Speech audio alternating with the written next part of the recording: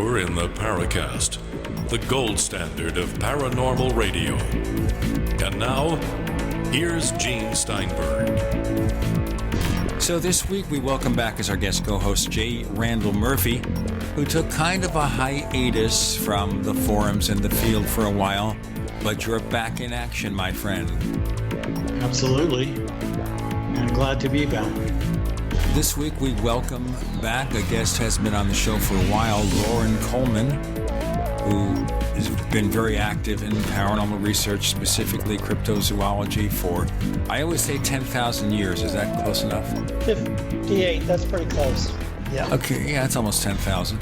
And you have the International Cryptozoology Museum. And before we go on, can you tell us, how's that going for you? Oh, it's great. We're in our 15th year. We relocated a couple years ago, built our own museum, got a little grant from a fund in Indiana.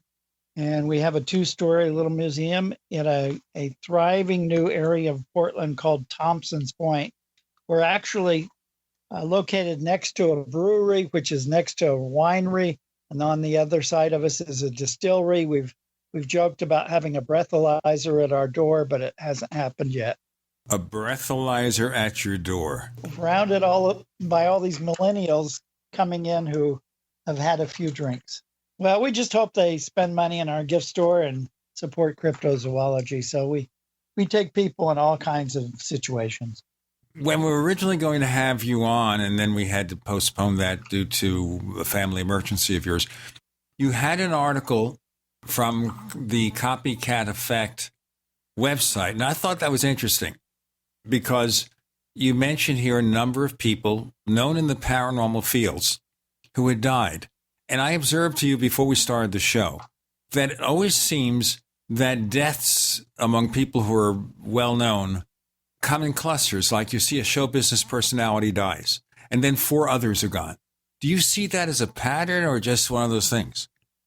Well, certainly I think that the human mind tends to try to organize strange phenomena, whether it's suicides or deaths or, UFO sightings or cryptozoological encounters. And one thing that does happen with the media is if there's one suicide or one death, then they all of a sudden they're more alert and the reflective factor kicks in. And I certainly know that we noticed a pattern that occurred a few months ago with all of these UFO writers that were dying in a little clump. And so we had Brad Steiger and Adam Pelfrey and Dan Cohen, Art Bell. Within this period of a month, there was lots of writers that are associated with the field. And so we kind of alert. Everybody was ready for the next one that came along, and now there's quiet. But what I've actually been writing about on the Twilight Language blog lately is we've got a very important date coming up, June 24th.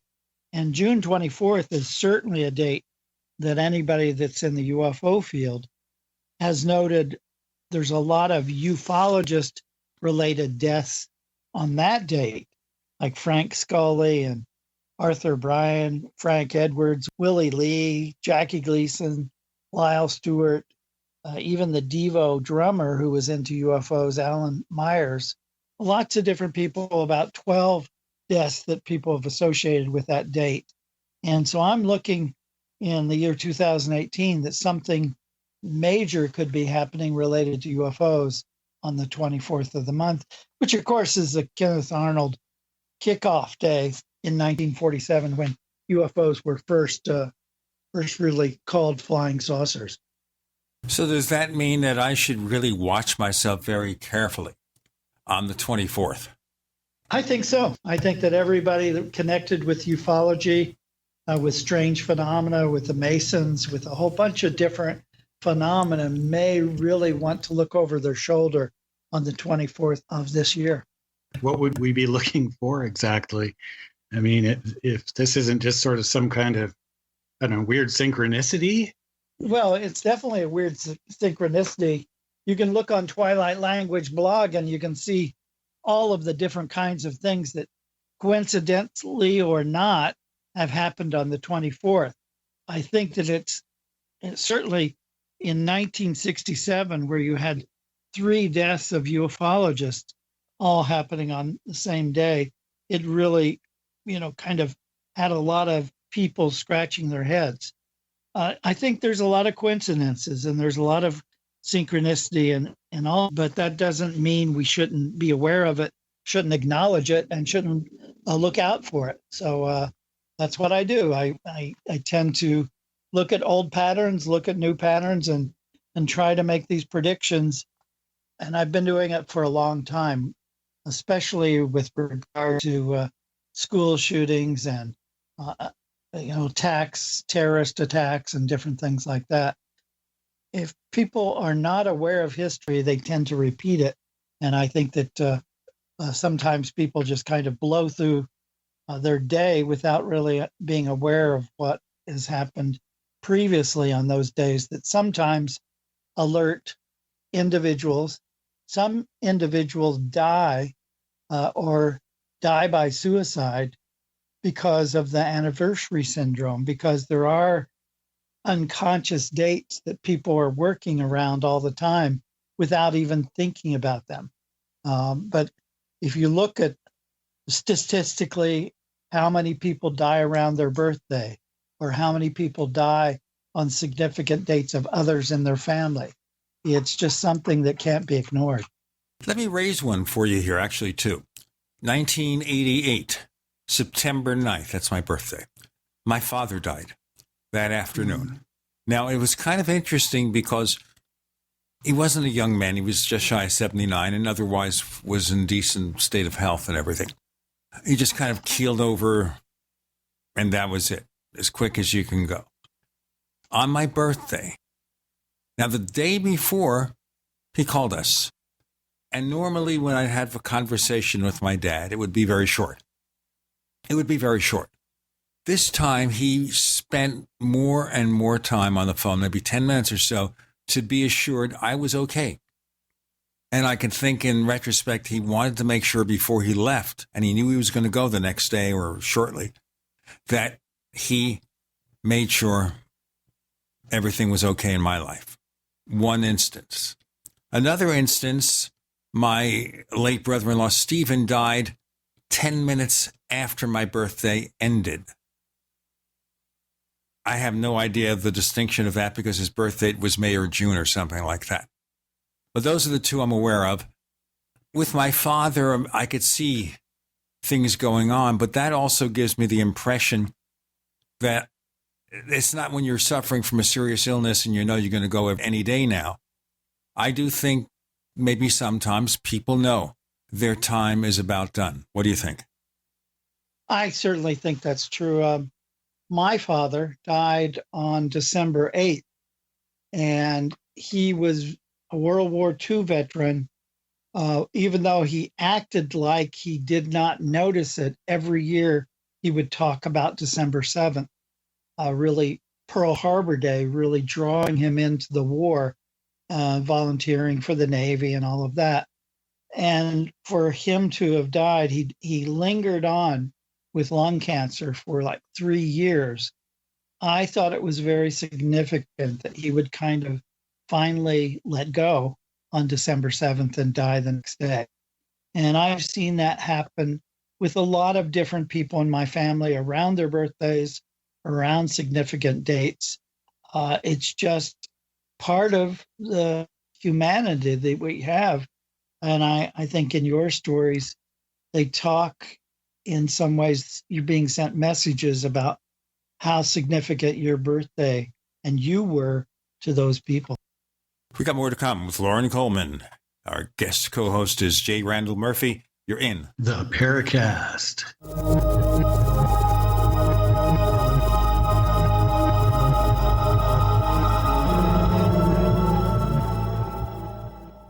We also have swag. You know, we have all these exclusive Paracast things that you can buy. We've got like, I guess, 60 or so different items, and entails t-shirts, sleeves for notebook computers, iPad cases, mouse pads, the Paracast jumbo tote bag, all sorts of t-shirts and jackets and stuff like that for men and women. We have a Paracast aluminum water bottle. All this stuff, you go to store.theparacast.com, store.theparacast.com.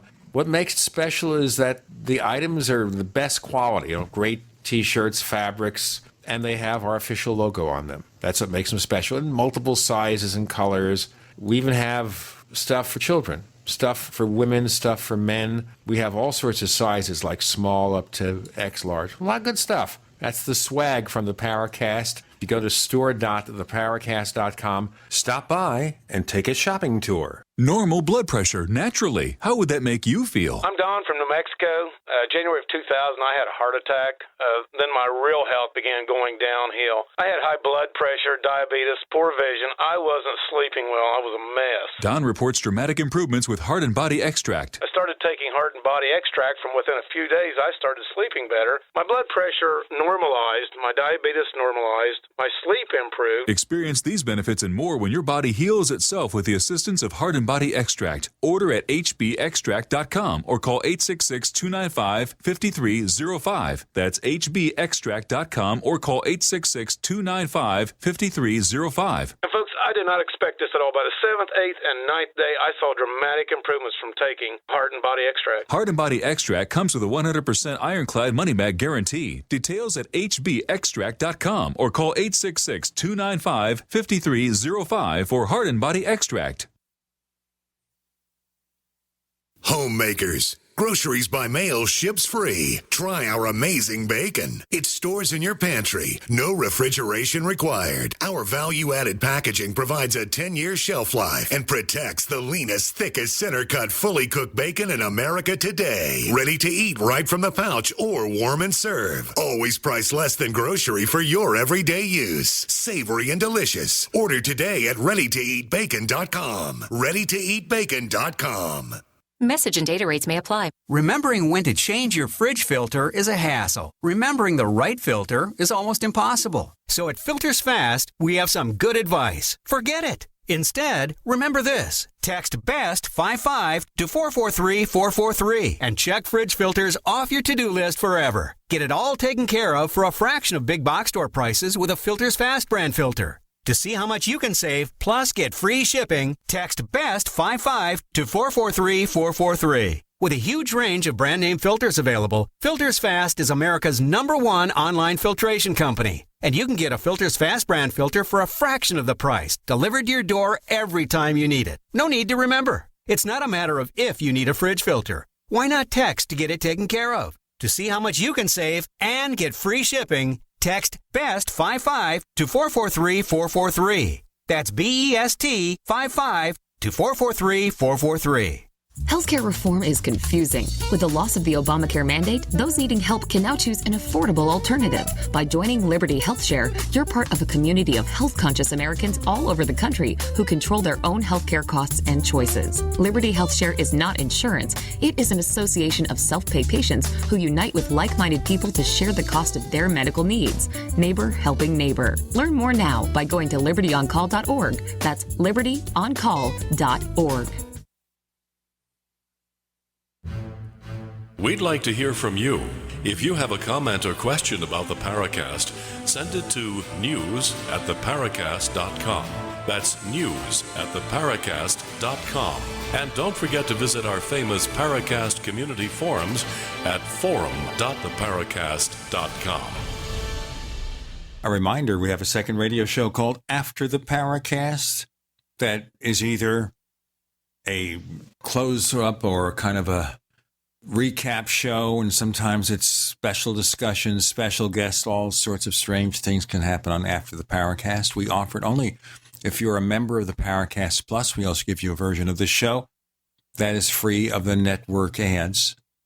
All this and more available. It's just $1.49 a week, $4.99 a month. Check it out. Plus.theparacast.com, plus.theparacast.com.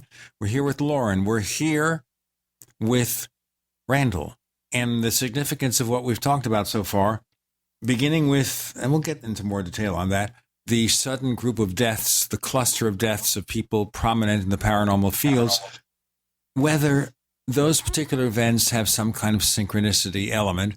And Lauren was mentioning days where people may tend to die, anniversaries, birthdays, or birthdays of relatives, things like that. Or June 24th, a very interesting anniversary because it was the day of Kenneth Arnold's sighting. Loren, go ahead, please.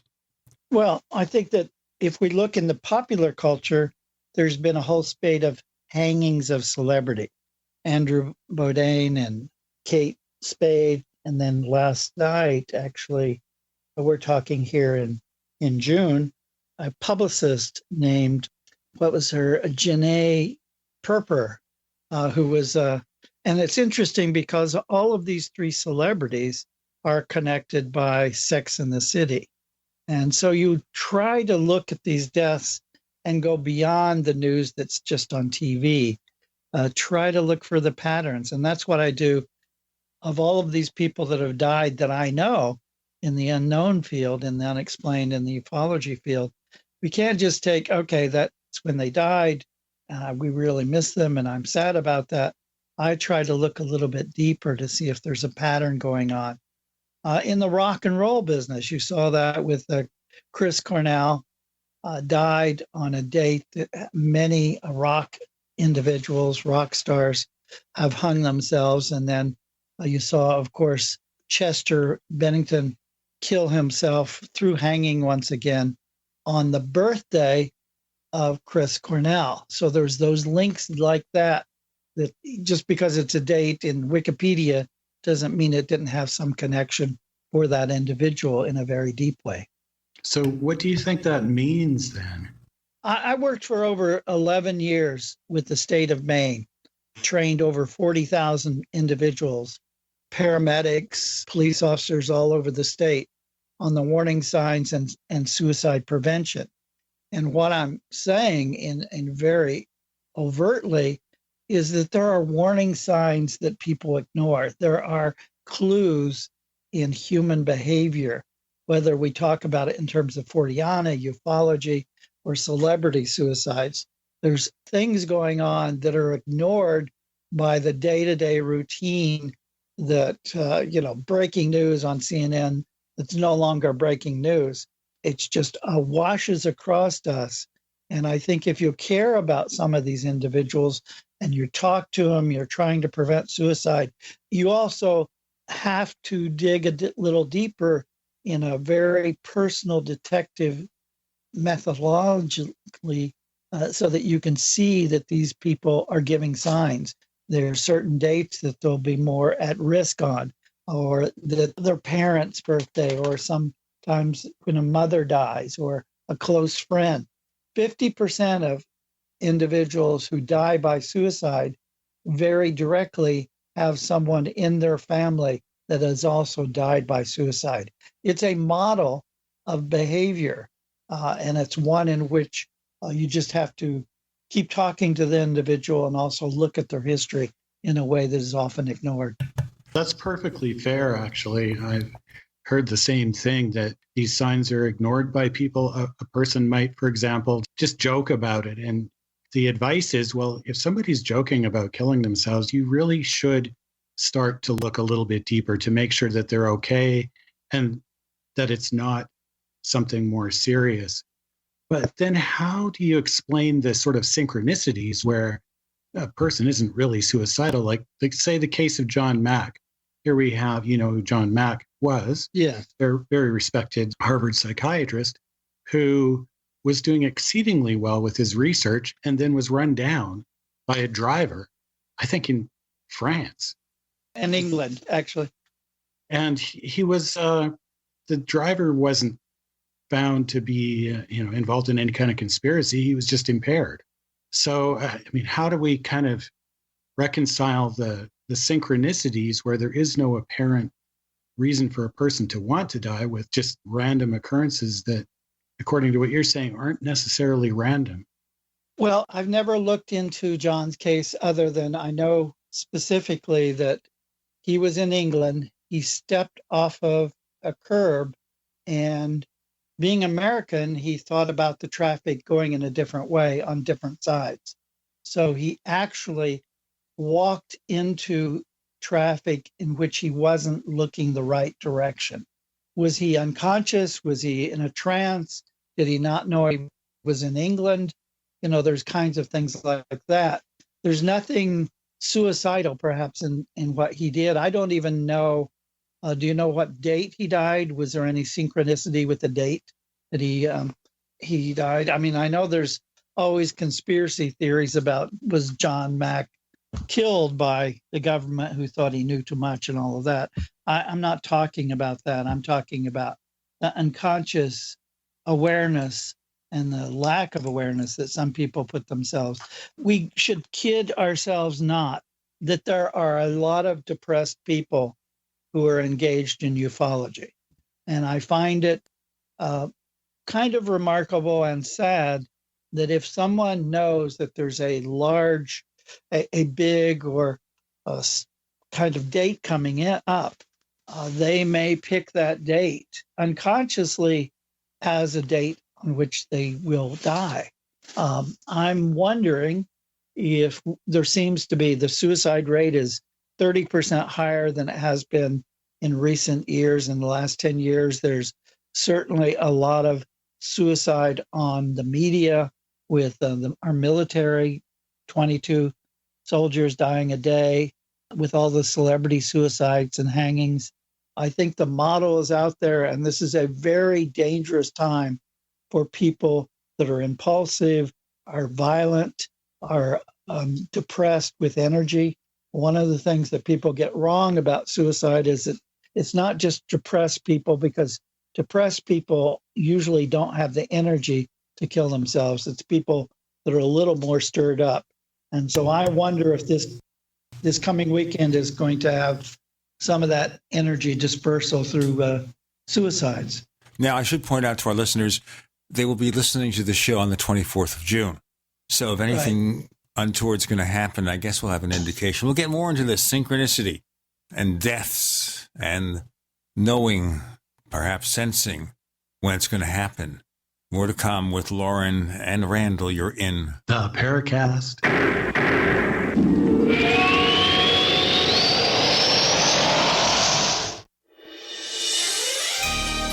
Thank you for listening to GCN.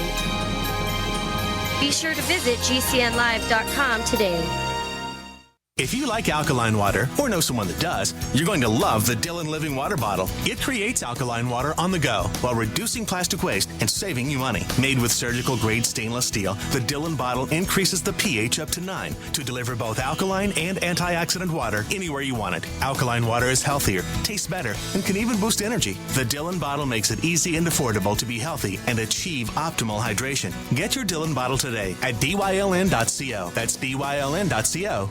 Hunters, anglers, campers, and survivalists. Get back to nature. Expand your horizons with the highest quality, most versatile, unique slingshots and sling bows on the market at slingbow.com. Sling bow products are compact and models start from just $17.98. They're perfect for your bug out bag or storing in your vehicle. Give yourself and your loved ones the excitement and tradition of sling bow. A new frontier in archery and truly modern twist on this primitive survival tool. Feel the thrill only at slingbow.com.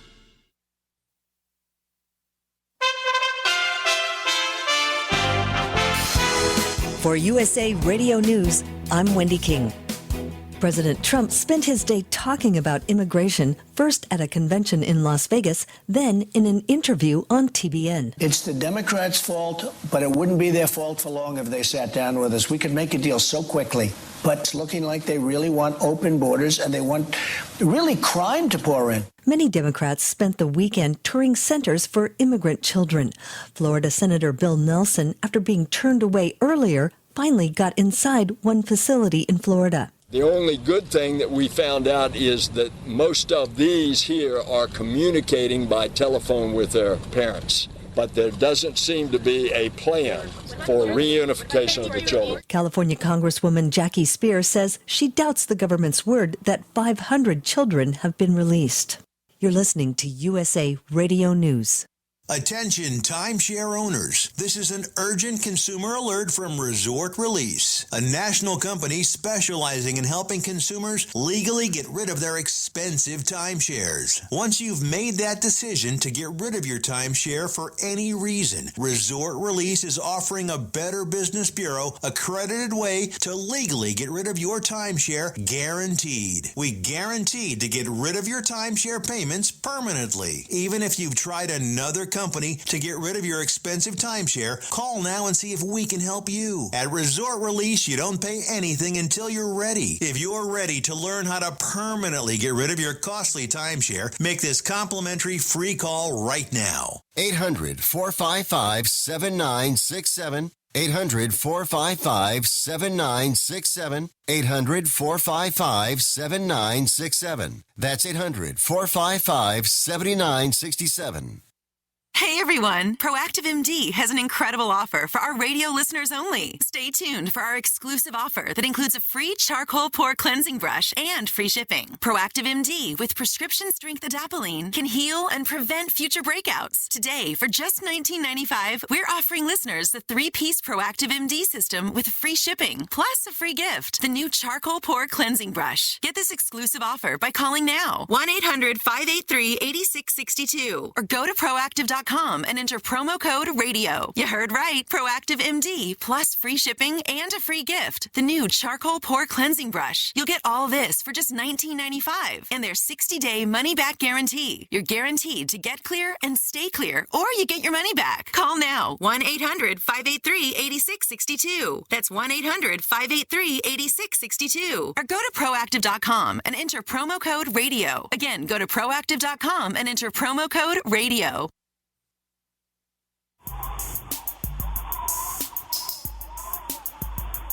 Hey, this is Marie D. Jones, the author of This Book is from the Future, and you are listening to the Paracast, the gold standard of paranormal radio.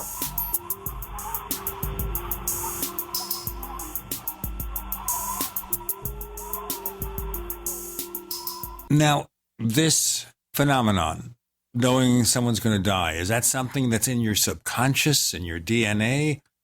Is that when people seem to know?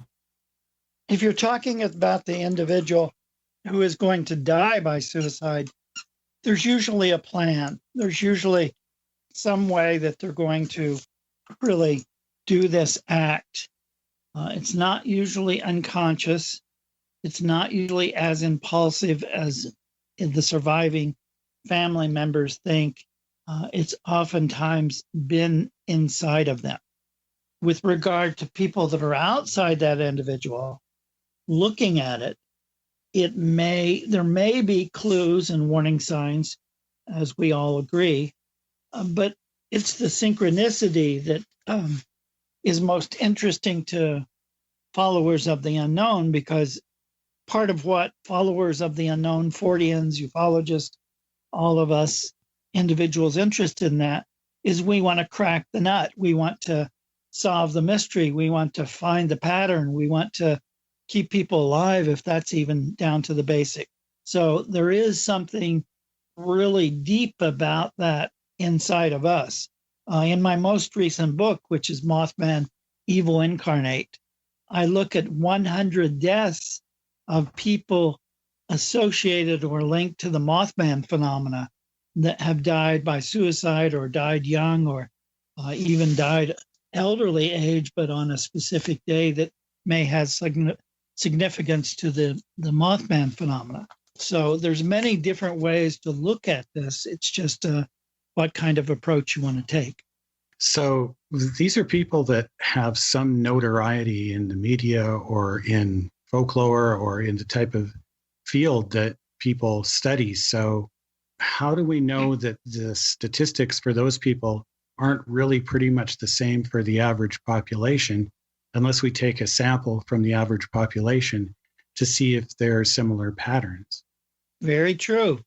If the funding was available, I did a whole book in 1987 called Suicide Cluster, based upon many statistical studies, based upon many databases full of that kind of approach.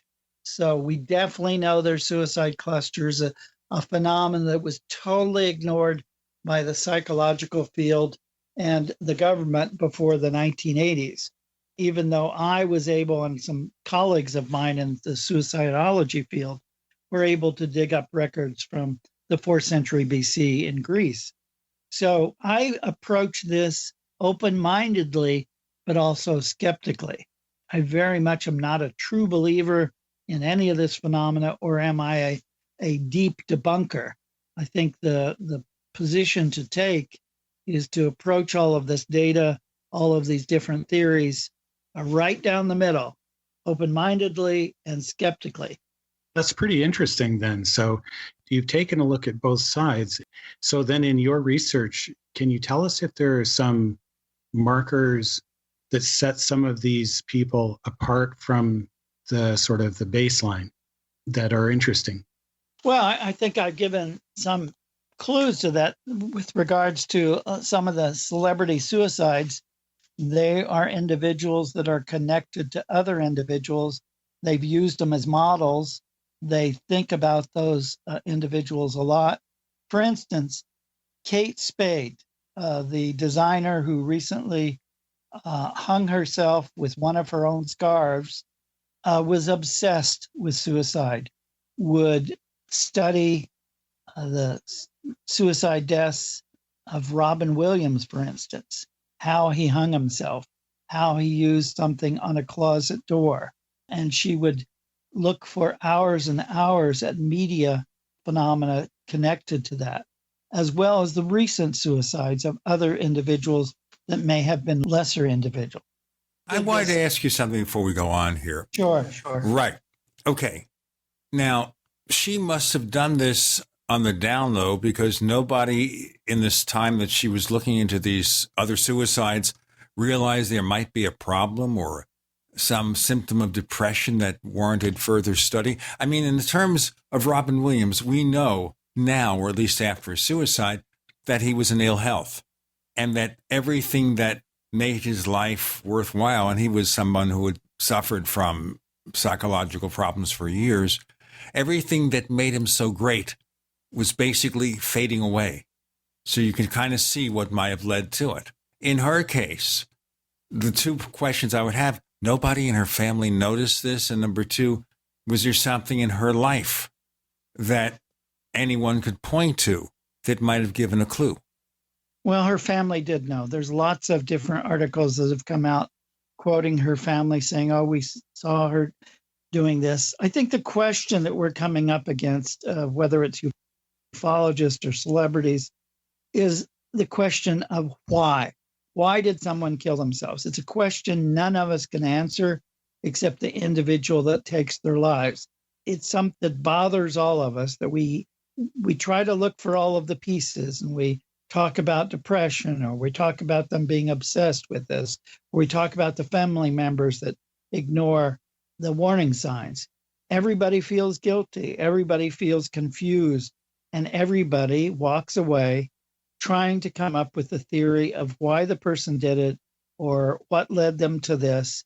Even with the Robin Williams story that you just mentioned, that he was ill, there's different parts of his community, like his wife, that said he was not ill.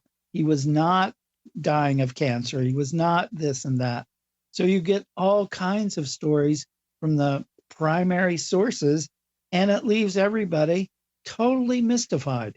And that's the whole root of suicide.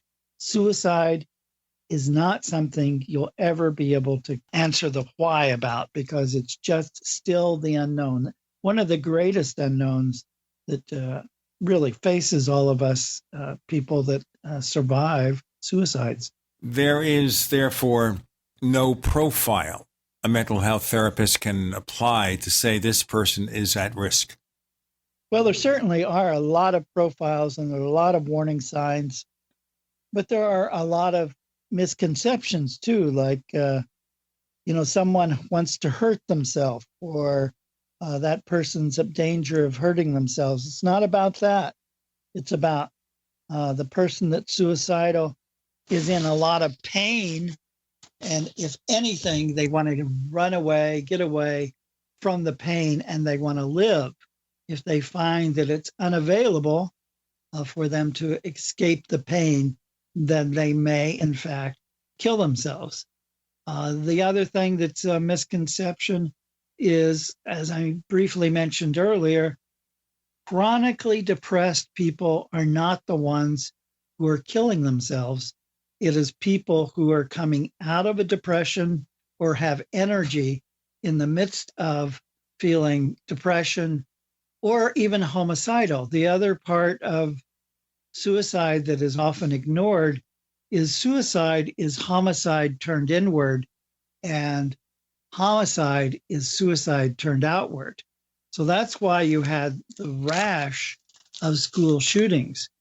If you look at the history of kids in school killing themselves, you'll find that many of them switched over in the middle of the 80s from just killing themselves to really conceptually saying to themselves, well, if I'm going to die, I'm going to take some people with me, in a very angry sort of way, so that homicidal tendency really came out of suicide. And that's why a lot of school shootings, you have people who really want to die in the midst of the school shooting. This is an interesting bit here. Well, I got a couple of things here for you to comment on. Let's do our break here and then we'll do it. Sure. More with Randall and Loren. You're in the Paracast.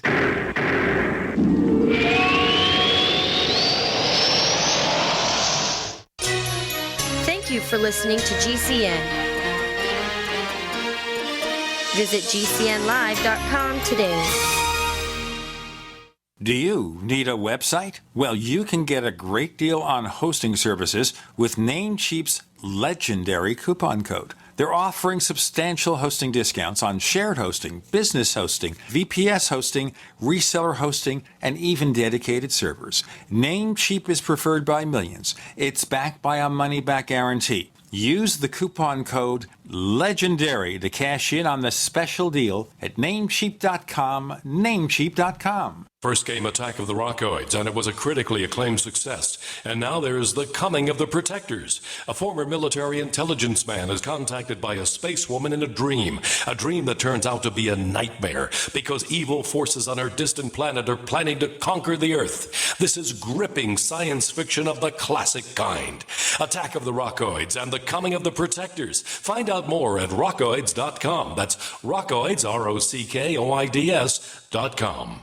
If you like alkaline water, or know someone that does, you're going to love the Dillon Living Water Bottle. It creates alkaline water on the go while reducing plastic waste and saving you money. Made with surgical-grade stainless steel, the Dillon bottle increases the pH up to 9 to deliver both alkaline and antioxidant water anywhere you want it. Alkaline water is healthier, tastes better, and can even boost energy. The Dillon bottle makes it easy and affordable to be healthy and achieve optimal hydration. Get your Dillon bottle today at dyln.co. That's dyln.co. Water is the single most important thing your body needs, so you want to be sure it's the best for you and your family. Since 2005, thousands have depended on Berkey purified water. The Berkey Guy provides the lowest priced filtration systems in every size. For incredibly delicious water now and in an emergency, get to GoBerkey.com or call 877-886-3653. 877-886-3653. GoBerkey.com. Cancer categorizes over 100 diseases. Though we do not diagnose, treat, or cure cancer, GCN team is offering the Clemson University study where there was up to a 95% reduction in cancerous cells when exposed to a plant-derived mineral supplement. If you or a loved one are searching for answers to this horrifying disease, come to GCNteam.com or call 877-878-4203. We'll email you a copy for free. That's 877-878-4203. Attention business owners and independent contractors. This is a money-saving message from Tax Mediation Services. If your business owes $20,000 or more in taxes, we can help you today, right now. Listen, dealing with the IRS is no picnic. It's an intimidating and extremely stressful process, and you don't want to go it alone. Our attorneys know every law, every tax break, and every possible opportunity to help you resolve and reduce your tax debt. And if you owe more than $20,000, you may be at the top of their hit list. So don't take your tax debt lightly, because it will not go away on its own. The IRS can seize your bank accounts, your home, and even shut down your business. Call our tax experts today at 1-800-261-9818 and let us deal with the IRS while you focus on your business. That's 1-800-261-9818. Again, 800-261-9818. Want revenge on the common housefly? Well, after 10,000 years, someone has finally come up with a better way. The Bug Assault, a miniaturized shotgun, which utilizes ordinary table salt as ammunition. Non-toxic and no batteries required. So much fun, you'll forget you have a wife and kids. $39.95 and free economy shipping. Use discount code GCN and get an extra 10% off your purchase at bugassault.com. Fire your fly swatter. Get your Bug Assault today.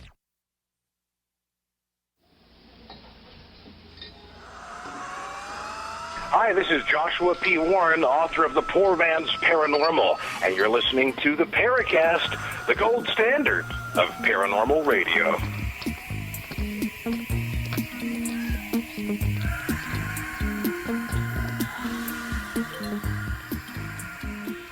J. Randall Murphy, guest co-host Loren Coleman is our guest, and we're talking about largely deaths, clusters of deaths, suicide, synchronicity, etc., etc.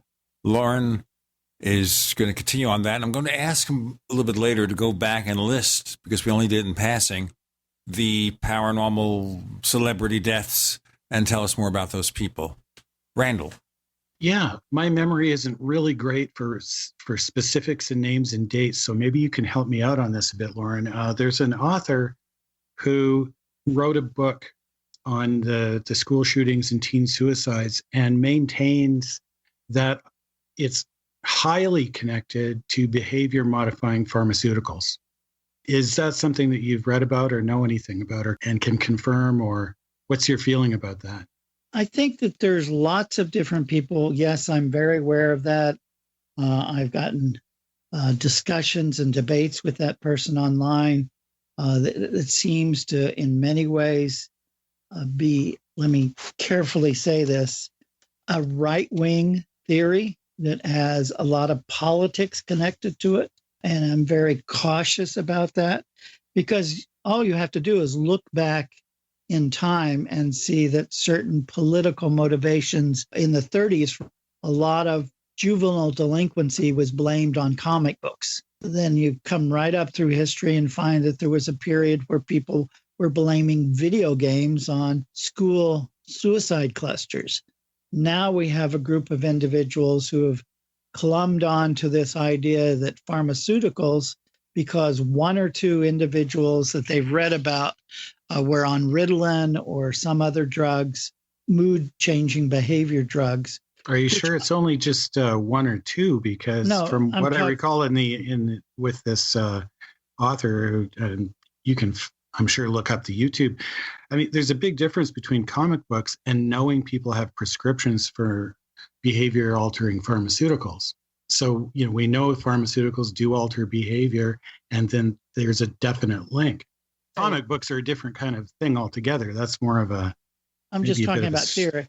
With regard to the pharmaceuticals, also you've got to understand that individuals who had problems or were already indicated in the thousands, in the tens of thousands, they would then give them pharmaceuticals. And so you can kind of go backwards with this instead of saying, which came first, the chicken or the egg? In other words, just because someone is taking Ritalin, are you saying that the Ritalin is then causing their school shooting, when in fact the predisposition in that child must have already been there, whether they were incorrectly medicated or not? There was something going on. what this individual has done is they got a list. I was just going to say one or two, alerted them to that, and then they dug back and found out more, came up with a list and said, these people were on drugs, they did school shootings, they did suicides, whatever. I don't think it's that clear cut. Well, I mean, returning back just to briefly on the prescriptions, because there was one more other thing. I mean, there's studies that look at the side effects, and they actually list things like depression and possible, feelings of suicide right on the medication warning labels. So I think it's kind of hard to just kind of write that off as, well, not coincidental, and put something in place like maybe they just happen to be a fan of Kurt Cobain or something. Well, if you give someone that's suicidal medications, and then one of the outcomes is suicide, the pharmaceutical company are naturally going to put one of the side effects, maybe suicide. But once again, I'm very skeptical of how quickly people turn to that to blame. Well, that's a fair comment, because, I think all too often we over-medicate or medicate when really there are other underlying reasons that maybe could be solved by some sort of psychotherapy or counseling. I'm no expert in that, but it's just an impression I tend to get. I actually have a master's in psychiatric social work. I've written several books on it, studied it, became a member of the American Suicidological Society, and gave papers on it. So there's always somebody to say it's comic books or pharmaceutical drugs or video games. I wasn't saying that I believed in or supported comic books. I was saying I was skeptical of that as an easy explanation. And I am also have seen the damage of people with no knowledge coming in with a political agenda and saying this is because of Ritalin or something like that. Oh, that's totally fair, completely fair. And the other thing I wanted to ask, this is kind of on a side note, a bit of maybe pop culture, in that I recently watched a movie. It was called The Discovery with Robert Redford. And what he'd done is he plays the part of a scientist who proves in his lab the existence of an afterlife, and goes on to media claiming this and gets a bunch of followers, and then the suicide rate starts to climb. And so it's a dramatic portrayal of how scientific proof of the afterlife would affect people's desire to end this life and move on to the next one. And I thought that was pretty interesting. Do you find that belief in afterlives plays any role in suicide? Well, I think we're getting into some deep areas coming from a fictional movie. You have some things going on, like heavy community, heavy religious beliefs that creates a community is a suicide support, is a suicide prevention support. In other words, deep Black church communities, heavy Catholic communities that aren't cruel to each other about the suicide. There are these communities where they say, if you die by suicide, you're not going to be buried in sacred ground, and so get out of here. And there's that kind of approach I've found in some communities that actually backfire and don't make the person that's suicidal feel very safe. So that sometimes happens. The most important thing that prevents suicide is communication, sense of community, sense of connectedness. A suicidal individual feels extremely alone. Oftentimes, there's not many people that are feeling suicidal that care one way or another about where they're going after they die. The thing that I heard from teenagers often was, well, I'm going to kill myself and I'll be able to float over my funeral and I'll be able to watch people cry, or I'll be able to watch who comes and different things like that. That's about as far as deep as it goes for thoughts about the afterlife. So it's not something that really is really a preventive factor, as it's called. I think it might. I was sort of looking at it more as a contributing factor. Like if you believe you can float out of your body and that you're going to be fine and it's only your body that dies, then you're not really losing much by shedding the body and floating off into another existence where there's less pain or problems or what have you.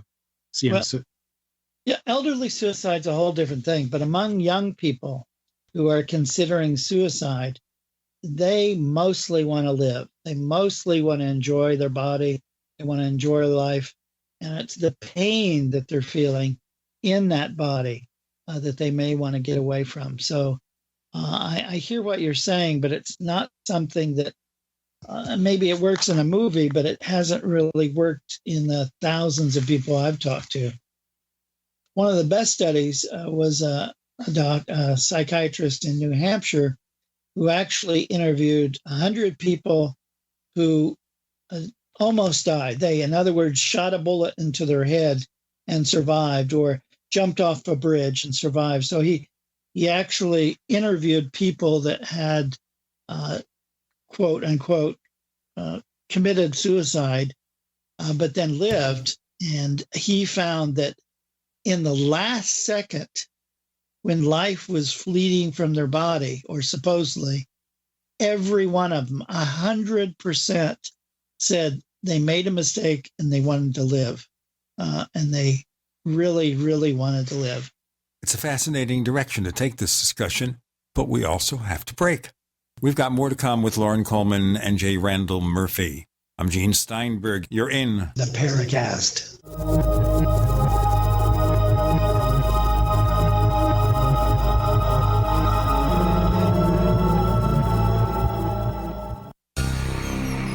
Thank you for listening to GCN. Visit GCNlive.com today. Attack of the Rockoids has been well received by critics and readers alike. It's a thrill-a-minute story you'll never forget. A former U.S. military intelligence officer is haunted by intense dreams about a beautiful woman pleading for his help after a terrible battle in outer space. But the dreams turn out to be true and thrust him into a telepathic love affair with a woman whose faraway planet is intent on destroying the Earth. And now the gripping tale continues in The Coming of the Protectors. It's the second book of the Rockoids trilogy, a galaxy-spanning adventure that pits our hapless heroes against powerful, fanatical enemies that threaten the lives of freedom-loving beings everywhere. Attack of the Rockoids and The Coming of the Protectors. Classic science fiction at its best, available now. For more details, visit rockoids.com. That's ROCKOIDS.com.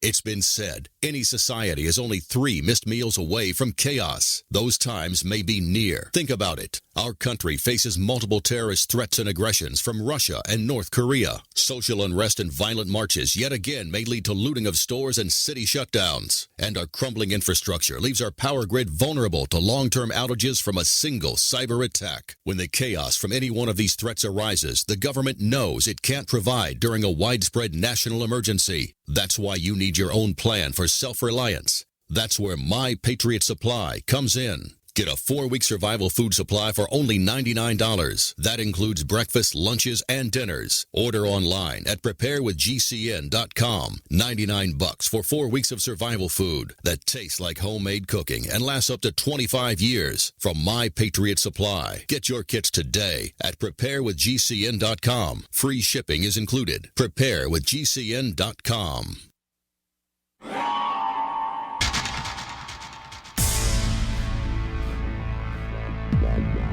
Welcome back to the Paracast, the gold standard of paranormal radio. And now, here's Gene Steinberg. Loren Coleman, J. Randall Murphy, I'm Gene Steinberg. Loren, continue, please. Well, I want to get this back to ufology and June 24th. I think that what's in the background of most people's minds who are really into ufology is this is a milestone date. And on milestone dates, people do milestone things like killing themselves, maybe even getting married. I don't know, having some ice cream when they don't usually eat ice cream. I'm not being funny. I'm being significantly important in my picking that date.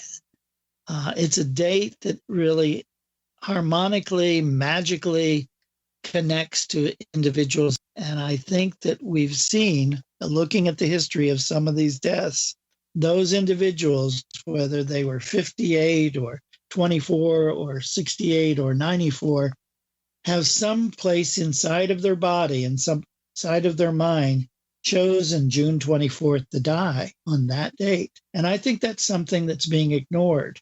And I think there's some other dates through the year that are being ignored. Suicide becomes very personal, and it becomes a personal decision for those people that want to die that way. But I think through illnesses, some people also let their body choose the date. That's interesting. Let your body choose the date. I wish we could know how that's done. I think that all of us will get to that point and find out. I'm not going to die by suicide, but I'm certainly sometimes feel like the day that I die will be out of my choice. But then I think about some of those dates coming up that I want to live to, and I certainly am going to try. Let's go briefly back to the people who kind of started this discussion, the various people who died within a short period of time. Some we've heard of, some we haven't. And I'd like to talk about some of them and maybe give some basic observations. Now, Adam Parfrey wasn't necessarily someone that lots of people would know in this field. Can you tell us about him? Well, Adam had a whole history of being in publishing of radical books. He actually had a press called Amok Press and Feral Press. And in that field, he would publish some books on strange theories, weird phenomena, UFOs, a lot of things with synchronicities, and got very involved in that. But he was not as interested as his father was in having his face out there. So a lot of people heard about Adam in the background, but they nevertheless didn't know what he looked like. He died a couple months ago in a very strange accident where he stumbled down the stairs, hit his head, went into a coma, and died a few days later at the age of, I believe he was 62. And so Adam was kind of a shocker. I wrote the introduction to his book on Ritual America, where he traveled around the United States looking at Masonic temples, Masonic signs, the Mormons, Bohemian Grove, different things like that. Let's go to the next one here on the list, and that would be Guy Lyon Playfair. Yeah, I don't know Guy too well. I heard about him from a lot of my associates in England. He was well known in the islands, the British Isles, for investigating a lot of paranormal phenomena, a lot of ghost stories, and was really well known over there for having quite a following. And that's the guy that really kicked off the wave of deaths like this. He got a lot of attention in England for having died. A lot of people were kind of shocked by his death, mostly probably because he'd been in the background doing a lot of yeoman's work, but really not too out there in the front, as with some of these other guys. Next on your big list, of course, is Art Bell, and we all know who Art Bell was. Now, I had heard, although I guess it wasn't an official report of the autopsy, that it might have been due to smoking. Yeah, I think there was still some kind of question with regard to his death. Of course, very immediately, some of the stories came out that he'd been killed by the Men in Black or something, but that was to be expected with Art Bell. A lot of people was shocked by his death, but he did not have a very healthy lifestyle. Well, I don't pretend to know anything about Art Bell's lifestyle. He had kind of an unusual life anyway, so maybe he knew he was going to go out, so he wanted to go out with a little bit of mystery. Okay, now Brad Steiger had been ill for a while before he died. He did. He had been ill. He nevertheless was a well-known guy. He had over 250 books that he'd authored. He'd started very young. He actually grew up as Gene Olson in Iowa, was a professor at a university. I would often talk to him about how he was running upstairs to write another book. He got a divorce, married a woman who he felt was a star mate with him, and got very involved in absolutely doing nothing but writing books. He's one of the people that actually tracked the two, which turned out to be the Heaven's Gate cult. And so he exposed some things like that way before a lot of people realized what was going on. And Brad Steiger, by the way, I think our listeners know, helped name the Paracast. He was one of our original guests. The first show had Jim Mosley, also gone, and Brad Steiger. And in the case of Brad, we were going to call the show Paracast World. And he said, why not just the Paracast? That's the history. Daniel Cohen, also 82, died. What can we say about Daniel Cohen? Daniel Cohen was a well-known skeptical author of monster books and UFO books. The thing about his skepticism, he wasn't a browbeating skeptic debunker like you get from a lot of the individuals that we kind of know are going in and rewriting every Wikipedia passage to make it sound like everything that we're doing is pseudoscience. Dan Cohen had a sense of humor, very, very extensive sense of humor. He also wrote a lot of juvenile books. The thing about Dan that really changed, though, was the Libyan shooting down of the Lockerbie, Scotland, the airliners. His daughter was on that plane, and it just changed Dan and his wife into the most visible advocates to punish those terrorists. And he actually lost his sense of humor. He lost his interest in the unknown and the paranormal, even though, because like all of us authors, once you write a book, the book is always going to be out there, and you're always going to have your publisher republishing something. So Dan was still known in the field as a paranormal author, but his focus was on anti-terrorism. Once a paranormal author, always a paranormal author? Absolutely. Okay. John, I don't know if I got the name right, Bindernagel. John Bindernagel was a Bigfoot researcher in British Columbia. He was a wildlife biologist, had a very solid career in wildlife biology up in Canada. Then all of a sudden decided he was going to go down the path of searching for Bigfoot. Before we continue the search for Bigfoot and the death of this author, we've got Lauren, we've got Randall, we've got Gene. You're in the Paracast.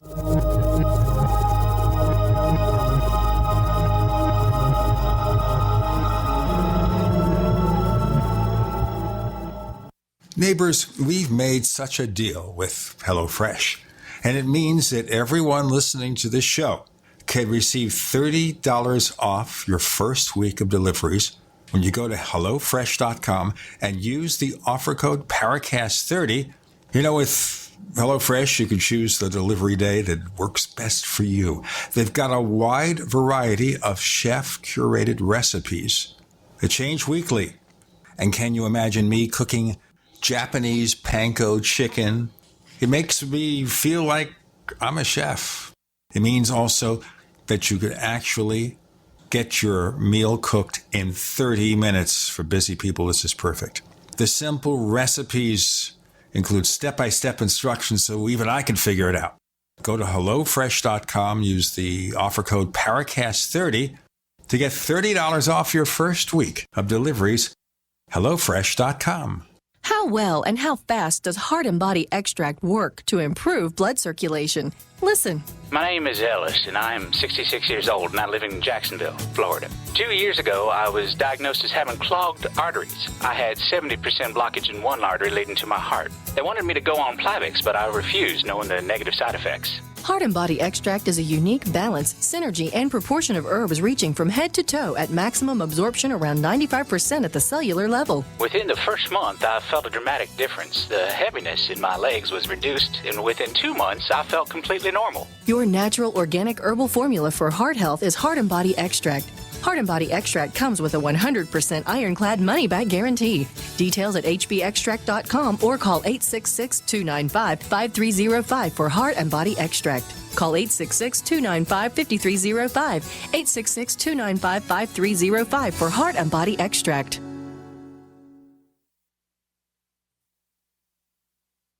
This is Dan Pilla. Do you owe the IRS money you can't pay? Are tax debts crippling you? I've defended people from the IRS for over 30 years. I've helped thousands, and I can help you too. I wrote the book on IRS settlement, and I'm telling you, there's no such thing as a hopeless case. Call 800-34-NO-TAX to finally get free of IRS debt. With the IRS's new programs, there's never been a better time to solve your problem. Call 800-34-NO-TAX. That's 800-34-NO-TAX, or my website, danpilla.com. For over 5 years, you've been hearing about the Berkey guy, so you may know a few things about him. For example, you are well aware of the superior quality and effectiveness of Berkey water filters and accessories. But did you know the Berkeys have had independent lab tests done to prove just how effective they are? It's true, and he can email you the test results. Just visit goberkey.com. You may also know that the Berkey guy has helped tens of thousands of people get better prepared. Now here's something you may not know. GoBerkey.com has amazing specials and deals all the time on a wide variety of survival and preparedness products. Most ready to ship same day. Visit the Berkey Guy at GoBerkey.com and be sure to click the red Products on Sale Now button. You can always call toll-free 877-886-3653. Again, that's 877-886-3653. GoBerkey.com, home of the Berkey Guy. Get the ultimate knife at an ultimate price. The Fox Karambit knife. Finally available in the U.S. The Fox Karambit knife opens with one hand, faster than you can pull a handgun. For utility, for defense, and for way less than other knives of this caliber. Go to theultimateknife.com. Truly the best knife you will ever own, and only available at theultimateknife.com. Use promo code radio at checkout for free shipping. Get the ultimate knife at the ultimate price at theultimateknife.com.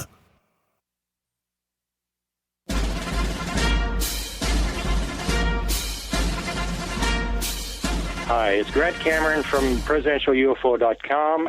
You're listening to the Paracast, the gold standard of paranormal radio.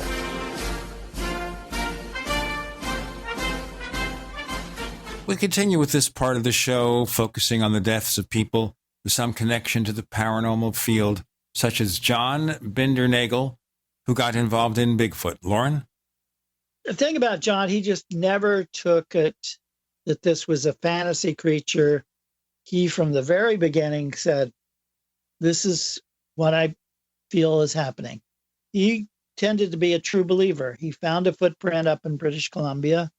He knew his wildlife biology backwards and forwards, especially around bears. He knew that bears did not look like Bigfoot standing up.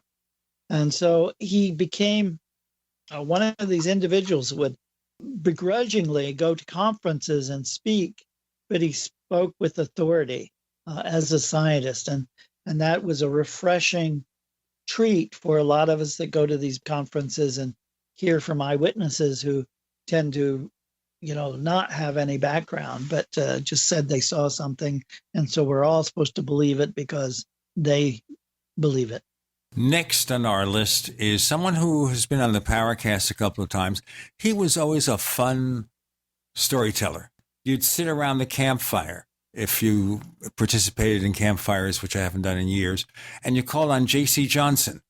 And he was only 53. What happened, man? We still don't know. It never has been revealed why he died or what he died from. He was a field worker. He was very involved in Bigfoot research in the Four Corners area, where, New Mexico and Utah and all of those states really match up together. He once again was one of these individuals that just had a general background, but a winning personality. And a lot of people, the outpouring of love all over the social media when he died, I think it had a lot to do with the young age and no explanation of why he passed away. So he's just been one of those shockers that occurred. Okay, next on the list, someone I don't remember this name, Sandra Mansi at age 74. Sandra Mansi is very important in the Lake Champlain monster field. She's the one that took the picture that looks like the Loch Ness monster sticking out of the water. In July, 4th of July weekend in the 70s, her and her husband-to-be and 2 kids were having a picnic near Lake Champlain. She took this picture of something she saw in the water, took it home and threw it in the drawer. A few years later, when she took it out, because she'd actually said in her family that they called it the 300-pound duck, because they didn't really want to face the possibility that they'd actually seen the monster, the Lake Champlain monster. But National Geographic, the Smithsonian, different documentaries have said Sandra Mansi's photograph is the best, most authentic lake monster photograph ever taken. Al Hodgson.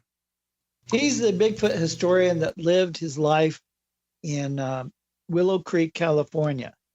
In 1975, when I went through Willow Creek investigating Bigfoot reports all through the West, there was only one person that was talking to everybody else, and this was a gas station owner named Al Hodgson. He became the local historian, grew older there. The Willow Creek China Flats Museum opened with a lot of Robert Titmus and other footcast. And there was Al, retired, but he was the kind of guy, the docent that you would go talk to for hours about Bigfoot. And he knew everything frontwards and backwards about how Bigfoot started there in 1958, how the Roger Patterson film was filmed nearby in 1967, and Al was the guy. And so he lived a long life and really educated many of the younger people that are in that area who are, when they don't grow the marijuana, they're looking for Bigfoot. An interesting choice. Dave Hiltz. He was, is he the Bigfooter? Honestly, I'm not familiar with the name. I don't know all the Bigfoot people. Yeah, I think he was just a minor actor in the Bigfoot field. But in my Cryptozoology news, I try to mention everybody. Once in a while, I'll pick out somebody like Dave, who certainly was interested in Bigfoot, never became a celebrity, but a lot of those important people have a big friend network that really miss them when they pass. Now, of these deaths we've gone through in the last segment and a half, anything look weird to you or unusual, or was it just normal stuff? I'm thinking in terms of J.C. Johnson because he died so young, but the others seem to have lived to a decent age. Yeah, I think what a lot of people noticed and what people reacted to was the 5 right in the beginning there. I think Dan Cohen and Brad Steiger died on the same day it was, and very soon after that, Adam, and right before that, Art Bell. So there was almost within 2 weeks, there was such a clumping that people felt that was unusual. But statistically, clumps do occur. It's just that we notice them when they're people that we have been very aware of, and then they all die close together. Like I said earlier, we all were expecting somebody else to die, and it didn't really happen. So, that thankfully, a lot of people, especially in the celebrity death world, they always talk about deaths come in threes. Well, they don't come in threes. Sometimes they come in fives. Sometimes they come in twos. It's humans that make up these clusters. Someone has to do it. I was looking up June 24th. There was a survey of celebrity deaths, which won't necessarily include our fields. It mentioned Eli Wallach, very well-known actor, was 98. It mentioned Paul Winchell, of course, ventriloquist and voice actor, 2005. He was also a very good actor. Yeah. And that came to me. Also another actor we've heard of, Brian Keith. There's a lot of names here I do not know. Okay? So I'm not going to mention them. But those are the ones. And Jackie Gleason in 1987. Who was very UFO related. Yes, I know. Now, that's an interesting thing about Jackie Gleason. We heard all these stories. Also, someone else, by the way, peripherally mentioned in terms of UFOs was Willie Lay. Yes. Okay. Okay. So the point being here is, in the case of Jackie Gleason, we heard all sorts of stories about what Jackie Gleason might have known or not known. And supposedly he had a very, very big library on UFO-related material. And I remember listening to him, shows you how old I am, on the Long John Neville show. And he may have been a believer, but he was a skeptical believer. And he would get on there and he would ask some pretty tough questions. Really serious. You can't say, this is Jackie Gleason. I'm watching him as the poor soul on TV, or Ralph Cramden. And that guy was really, really smart. Smart as a whip. Anything weird about his participation in the world of the paranormal? We'll find out in the next segment, or maybe we won't. You'll have another chance at this. Lauren, let's do it with Lauren, Randall, and Jean. You're in the Paracast.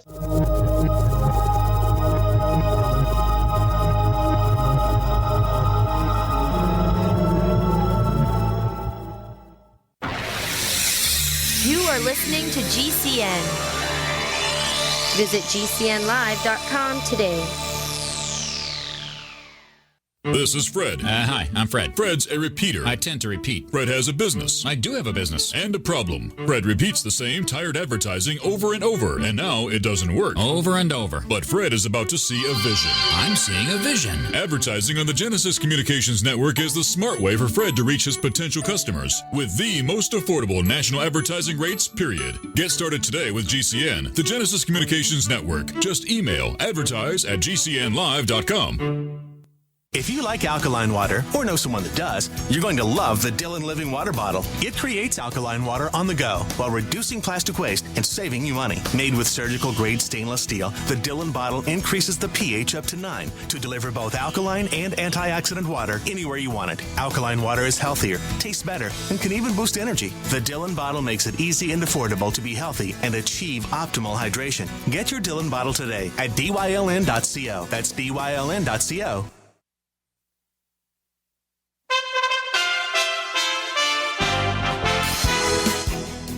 For USA Radio News, I'm Wendy King. President Trump says the U.S. needs strong borders and Democrats are in the way. Immigration? It's the Democrats' fault. We won't get one vote. I'm telling you, if we gave them every single thing they want, they will say, we don't want it. It's pure obstruction. The president was speaking to a state Republican convention in Nevada, but members of his own party are also speaking out against family separations at the border, like GOP Congressman Mike Kaufman of Colorado. But I would like to see from the president an acknowledgement that this policy was a terrible mistake, not just that it was a bad visual image, but that it was a fundamental mistake to tear families apart. And I think he ought to hold somebody in this administration accountable for advising him to move in this direction. You're listening to USA Radio News. Does your business spend $500 a month or more on gas and electric bills? Did you know by making a simple free phone call, you can save up to 25% on your bill every month? What could you do with a 25% savings on utility bills every month? Energy deregulation is now available in your state. Making one simple phone call will show you how we can lower your gas and electric bills instantly with no changes to your bill and no enrollment fee. This is a free service. The only thing you'll notice is a lower bill every month. Call U.S. Power and Light right now. Learn how easy it is to lower your utility bills for your business and save money. We promise. So if you spend over $500 a month on your gas and electric bills, please call right now and unleash your savings. 800-941-3381. 800-941-3381. 800-941-3381. That's 800-941-3381.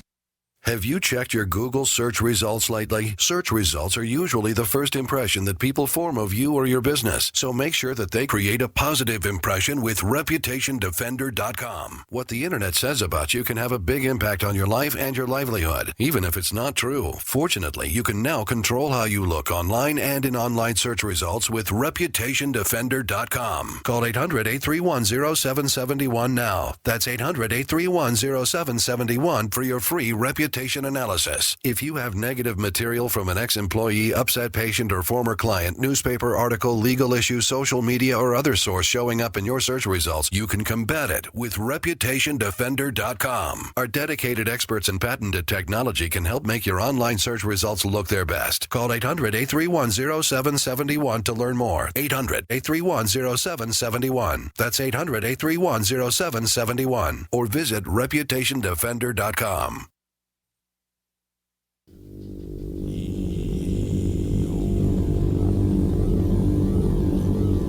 This is Jacques Vallée. You're listening to the Paracast, the gold standard of paranormal radio.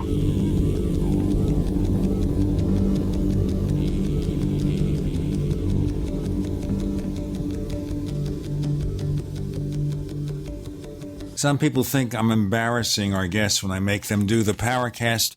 The answer is they actually grab me by the neck and say, I have to do this. No, Loren never does that. He's nice. Jackie Gleason, anything weird about him other than being a great comedian, a great actor, and someone who died too young but was interested in the paranormal? A couple things I've heard about is that his library was vast. As you mentioned, heavy volumes in UFOs. Some people even said when he died, because of his wealth, he was able to amass the largest UFO library in the United States at the time. Another thing, he had a very intimate relationship with Richard Nixon, and there were rumors going around that Richard Nixon showed Hangar 18 to Jackie Gleason and showed him the bodies. Now, obviously, maybe there's no bodies there, but the rumor is there. The other thing was that Jackie Gleason may have been skeptical and may have been very serious about the subject, but he actually pushed for a lot of the disclosure stuff that's in the wind nowadays. And there's reports that Jackie Gleason, was the one responsible for Richard Nixon releasing some records to the public. So I'm not sure any of that's true. It's all the rumors that circulate around Jackie Gleason. He was much more than a comedian, that's for sure. So what's your take, since we're still on strange deaths, the Marconi murders, if you know what I'm talking about? No, I don't. Oh, all right. Well, this was something I ran across actually first as research, I think that James Patterson had done for a novel he'd written about UFOs, but it turned out that they're actual cases where between 1982 and 1990, there was a cluster of strange and often grisly deaths among scientists and computer experts working in Britain's high-tech defense ministry that was connected with the Star Wars program. There's a lot of them. And say, going through the dates, for example, June actually is only mentioned in one of them, but there's some really bizarre deaths that they called suicides that other ones are left open and really kind of are evidence to the contrary. It's quite interesting if you maybe take the time to look it up. Yeah, and I know that there's been a lot of talk and conspiracy theories about microbiologist deaths, and there's only so much time I have, though. So I haven't looked into either one of those. One I wanted to bring up because it's always fun to talk about as a superhero fan, The Curse of Superman. People connected with Superman movies. Let me read some of them here, if this makes any sense. Of course, we all know about Christopher Reeve. He was injured in a riding accident. Another one that really wasn't so much a death, but a career ender, and that was Kirk Alyn. He was so closely identified with the two movie serials in which he played Superman in the 1940s, he could really never get another really good job in the business. That's another one. Mm-hmm. Also, Bud Collyer. He played Superman in radio. But the only thing he really was able to do other than that was a quiz show. And he died at the age of 61. That's another one. Also, a child actor, Lee Quigley, who played the young Kal-El in the original Superman movie. He died at the age of 14. Probably never heard of him. George Reeves died supposedly at the age of 45 of what may or may not have been a self-inflicted gunshot wound. Right. And of course, there's a story called Hollywood Kryptonite. And of course, also that Marlon Brando, who played Jor-El in the original Superman the movie, ran upon some hard times in his life after he did that movie. He also lost relatives who died by suicide or got killed. Somebody got killed in his family. Marlon Brando. Another example, of course, is Margot Kidder, who played Lois Lane. She suffered from bipolar disorder, but that was before the movie. And she'd go missing for days at a time, and sometime later she was found in someone's backyard, confused. She died recently, but I don't know whether that's part of the curse of Superman or not. Richard Pryor appeared in Superman 3. 3 years later, he was diagnosed with multiple sclerosis. So that's kind of weird. That's Richard Pryor. Let me see if there's anybody else there.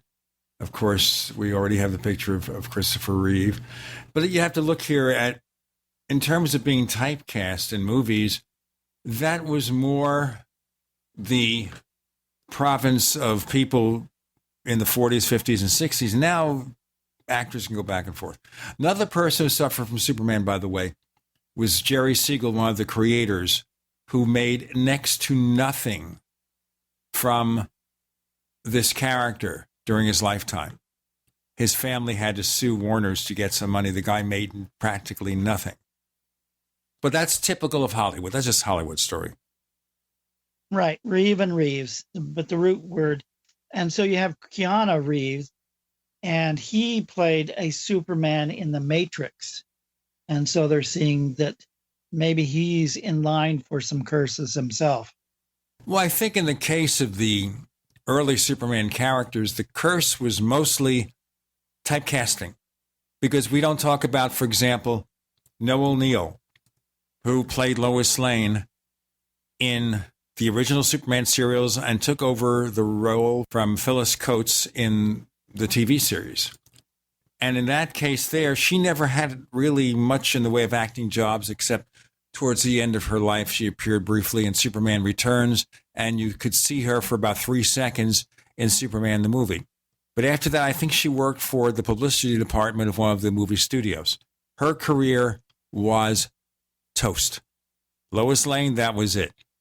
Jack Larson, who played Jimmy Olsen, had no career on TV and the movies for many years until he was in his 60s and 70s and then got some bit parts on some shows. Before then, he had no career. He became a producer and playwright. So that's an example. Guy who played Perry White in Superman TV show, he was, an elderly man. So I think he died a year or two after that. So nobody that anyone would recall except the people who played the supporting roles, the character actors from the original adventures of Superman, really went on to anything after that series, except for Chuck Connors, the Rifleman. He appeared in one episode.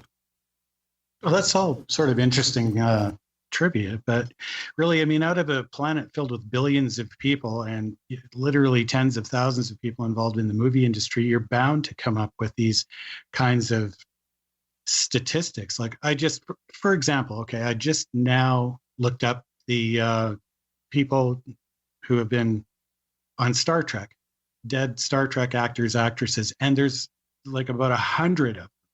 So does it really mean anything? I'm thinking what we're doing is we're just looking at specific areas that we find interesting and are involved in pop culture, and then pulling out a bunch of names that we're all familiar with and then making more out of it than we need to. I mean, Star Trek, 100 people. I mean, I was going to list them, but it would take me, 20 minutes to go through who they all were. And remember, they used hundreds and hundreds of actors over the years in Star Trek. We've got more trekking to do. Then again, I suppose we could take any popular TV show, especially one that becomes a cultural phenomenon, look at the actors who appeared on it, and very likely find some very tragic stories about careers that came and went and all that sort of thing. So maybe we're pushing the envelope too much, as Randall says. But it's a lot of fun anyway, and maybe we'll drift off to another subject, probably a lot more important as we progress. With Lauren, Jean, and Randall, you're in the Paracast.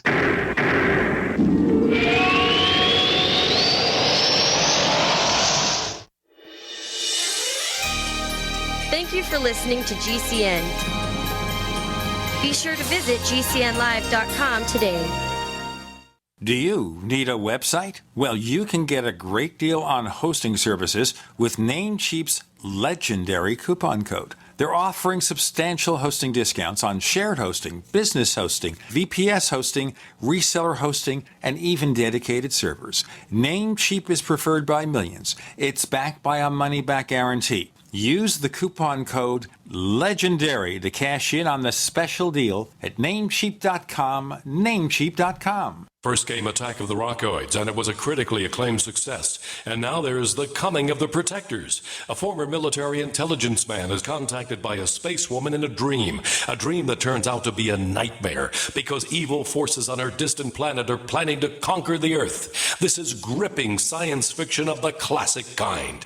Attack of the Rockoids and The Coming of the Protectors. Find out more at rockoids.com. That's Rockoids, ROCKOIDS.com. It's a no-brainer. A Big Berkey water filter is the one you need, period. You need a water filter that removes chlorine, fluoride, pharmaceuticals, BPA, and other endocrine disruptors, pesticides, bacteria, viruses, and much more, right? And does it all at only 2 cents per gallon. Get the original and most trusted name in gravity water filtration, Big Berkey. And now GCN listeners receive 5% off ceramic filter systems using code GCN. Call or click 1-877-99-BERKEY or BigBerkeyWaterFilters.com. That's 1-877-99-BERKEY.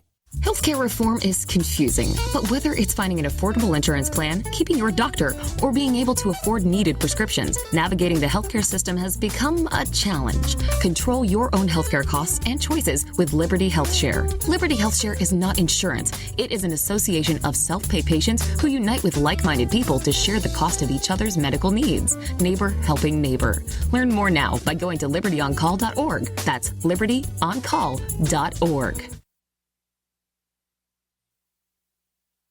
Hunters, anglers, campers, and survivalists. Get back to nature. Expand your horizons with the highest quality, most versatile, unique slingshots and sling bows on the market at slingbow.com. Sling bow products are compact and models start from just $17.98. They're perfect for your bug out bag or storing in your vehicle. Give yourself and your loved ones the excitement and tradition of sling bow. A new frontier in archery and truly modern twist on this primitive survival tool. Feel the thrill only at slingbow.com.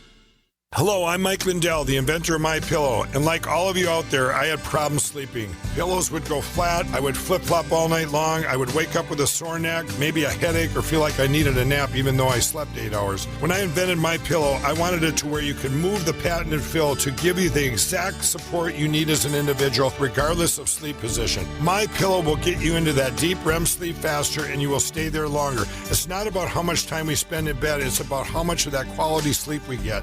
I do do all of my own manufacturing right here in the United States. I have a 10-year warranty. You can wash and dry my pillow, and I give you a 60-day money-back guarantee, so you have nothing to lose. And here's my best offer ever. You can buy one of my pillows and get one absolutely free. Go to mypillow.com or call 800-870-0305 and use promo code GCN. That's mypillow.com or 800-870-0305 with promo code GCN. You have been lied to, generation after generation, time after time after time. If you follow the money, then you understand why America's in the condition it's in. You created the Federal Reserve in 1913 through lies. You create 9/11. Through 9/11, then you're fighting a war on terror, and now all of a sudden you go into Iraq, which was another lie. This book will open people's eyes. Order now at killingunclesambook.com. killingunclesambook.com.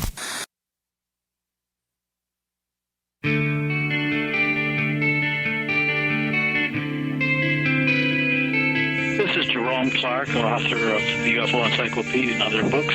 You're listening to the Paracast. That's also true in terms of music stars. Most new musical acts barely survive the first hit record if they get one. Well, the one-hit wonder is very common. The thing that you need to do, of course, is do a statistical study. Is it in, like, for instance, I, with some other psychologists, did a statistical study of how often is suicide among baseball players, Major League Baseball players, significant. In other words, is it more than the national average? And what we found, because you have a certain studyable database. You know how many baseball players have come to the major leagues. You can oftentimes, most of the time, find out if they died by suicide and then figure out if that is normal or is it abnormal.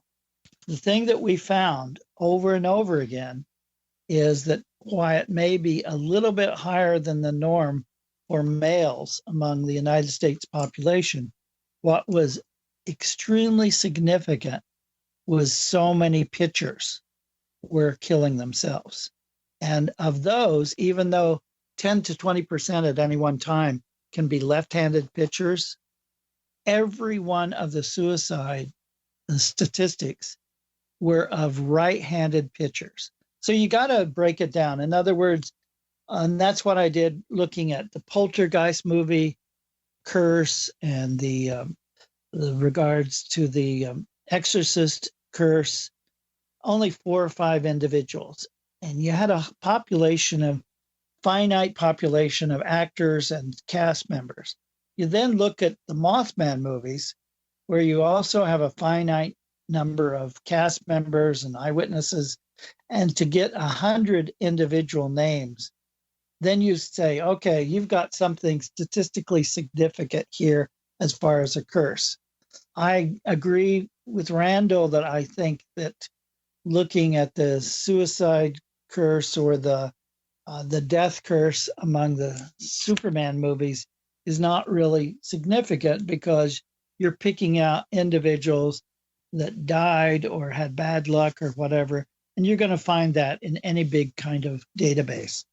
But if you look more deeply and can really back it up with numbers, then I start scratching my head. Here's something weird, since we're supposed to be kind of talking about the paranormal a bit, and we were talking about musicians. I remember, and I'm not sure if you guys can think of any examples yourself, and maybe these were just misreportings, but I recall there was a few musicians, one of them, David Crosby, really comes to mind, as being reported to have died. And then a couple of years later, he comes out with a book, and he's not dead. And then there was, of course, this brings up the whole issue with Mandela, who people thought died in prison, and yet all of a sudden he was released and goes on to become the leader there. So what about that sort of thing, the Mandela effect? Or the Mingala effect, as it was called on X-Files? I still haven't seen that. I've got to check that out. Very good episode. I really think that that's a modern myth, kind of an interesting way. There's people that are always going to have gaps in their memories, and then they find other people with gaps in their memories, and they think it's the Mandela effect. Yeah, okay. It may also be the Roswell effect because people remember Roswell differently, and that certainly made investigating that case pretty much difficult. True, very true. But John Keel, for instance, was reported to have died 2 times before he actually died. And the rumors were going around so much, I actually called him up to see if he was still alive. And he said to me, I'm still alive, but I'll come to the funeral. I'll be the one wearing black. He always had a good sense of humor. So you figure that a lot of this Mandela effect is just misreporting by the media, and there's really nothing more to it. Or do you think there maybe is something kind of paranormal in terms of people seem to recall not just dead people, but different situations, just really some really bizarre stories if you look into the whole thing. It's not even possible to misremember some of this stuff if the stories are true. They're just completely different than what people actually recall, unless they completely misremember a huge portion of their own life, kind of thing. Right, like that guy Gene. Didn't he do something before Paracast?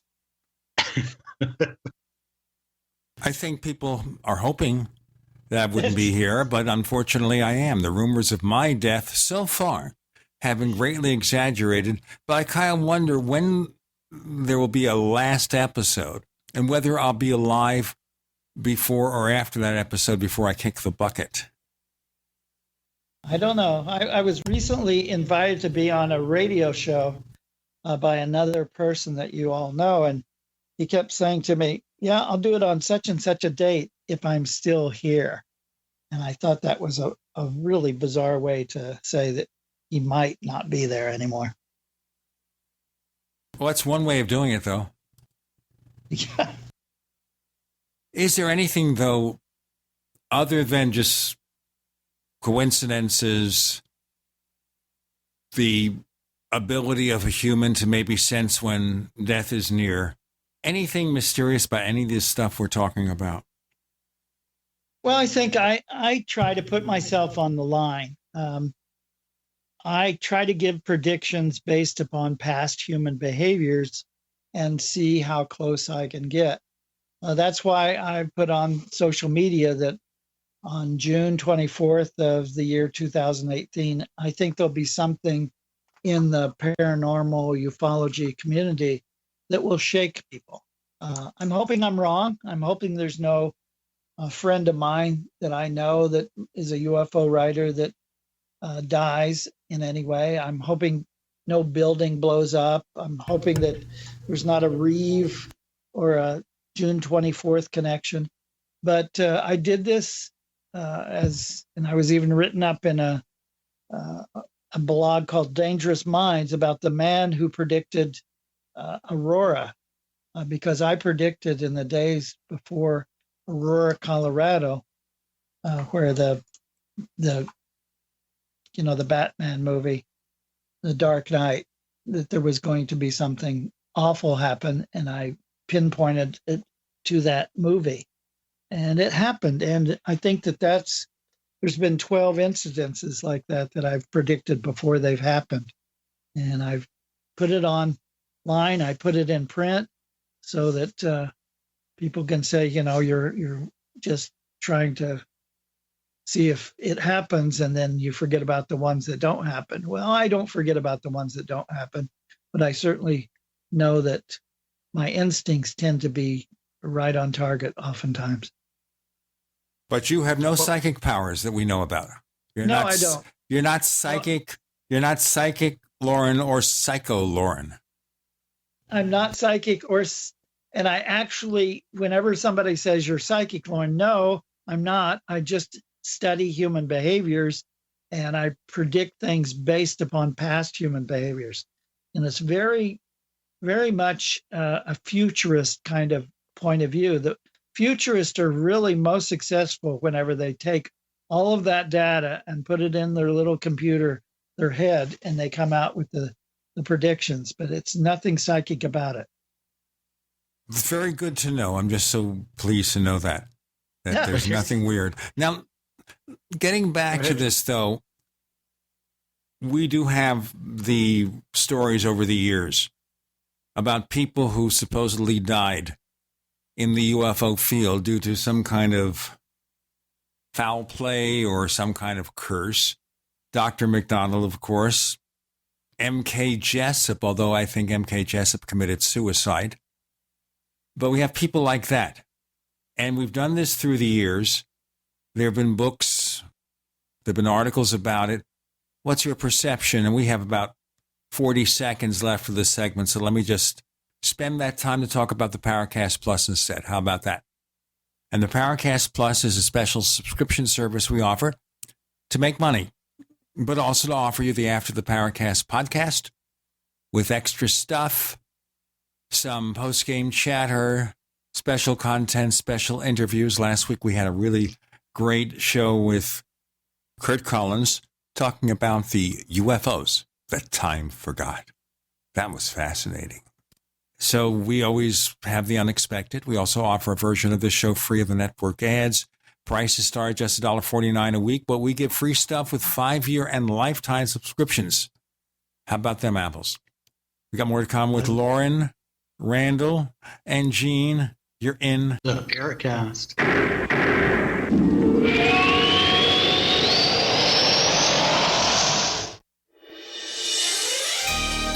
Thank you for listening to GCN. Be sure to visit GCNlive.com today. We also have swag. You know, we have all these exclusive Paracast things that you can buy. We've got like, I guess, 60 or so different items, and entails t-shirts, sleeves for notebook computers, iPad cases, mouse pads, the Paracast Jumbo tote bag, all sorts of t-shirts and jackets and stuff like that for men and women. We have a Paracast aluminum water bottle. All this stuff, you go to store.theparacast.com, store.theparacast.com.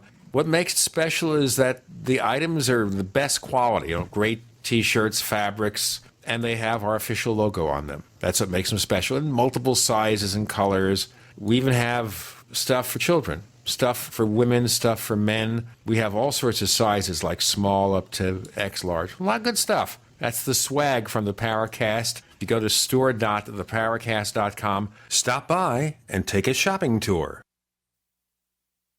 Policies issued by American General Life Insurance Company, Houston, Texas. Not available in all states. For details, visit AIGdirect.com. Do you have a family? Would you like to help make sure they'll be taken care of if anything were to happen to you? If you answered yes, you probably need life insurance. Now, do you think life insurance is expensive? If you answered yes to that too, you definitely need to give AIG Direct a call. We could find you a $250,000 policy for just $14 a month, which means you could save hundreds of dollars a year.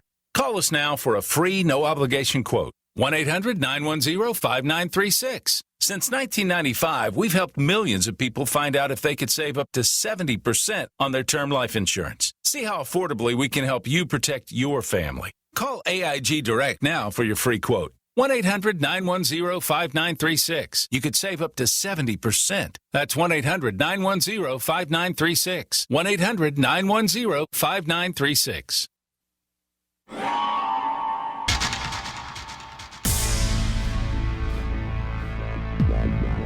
Welcome back to the Paracast, the gold standard of paranormal radio. And now, here's Gene Steinberg.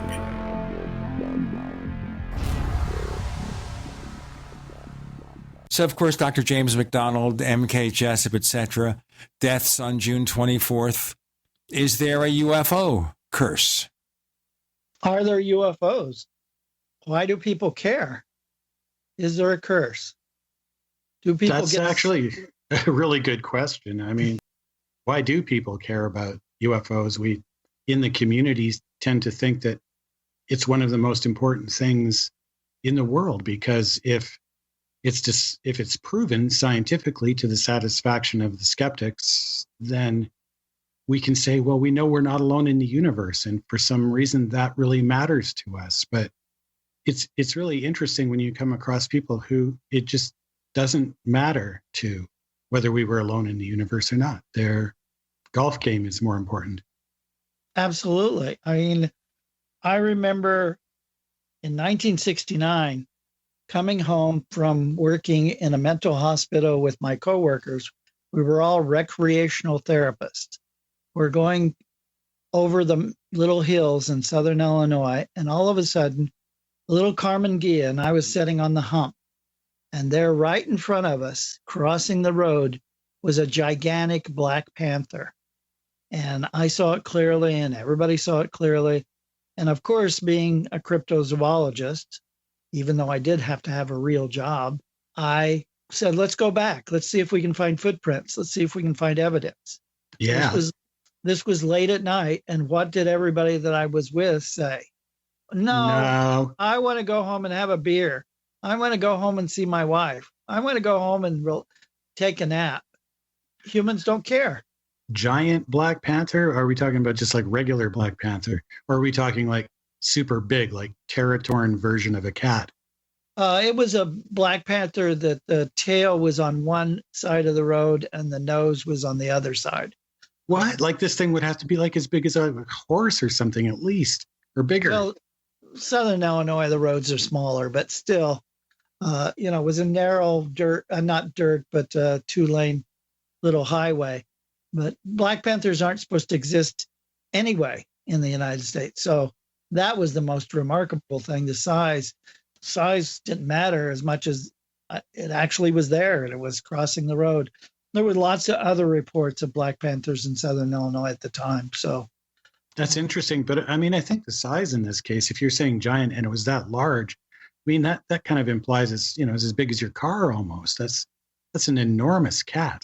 Well, Carmen Gias are small, but anyway, the whole theory is that they're Pleistocene cats, which were American lions, and American lions are 1/3 larger than normal African lions.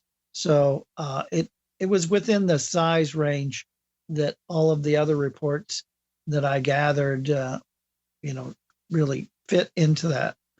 For me, it's a report that I've never written up too much, but it put me in a situation where I understand what most humans experience with unusual phenomena. They don't give a damn. They want to go on with their own life. They want to put it behind them. They don't care about this, whether it's UFOs or cryptozoology specimens or whatever. They just, that's why I remember in the 50s and the 60s, I collected clippings and sent them to other researchers. Today, you can hardly find any clippings in the newspaper or even online, any place, of course. It's tabloid news. It's not taken seriously. We're overwhelmed with Trump and the border conflict and politics and drug cartels. It's just amazing to me how we're awash in stuff that doesn't affect us any more than UFOs, but everybody thinks it does. And so I think that's even the television shows, which there used to be many more UFO shows on TV than there are today. They're just disappearing. Sure, there's the ghost shows. The ghost shows seem to survive forever, but Finding Bigfoot's finally ended.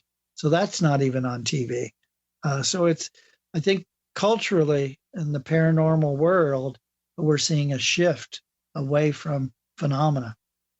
And unless you're on Netflix or you've got one of, a cable package, because you can usually find several shows on any one of those topics if you've got enough channels.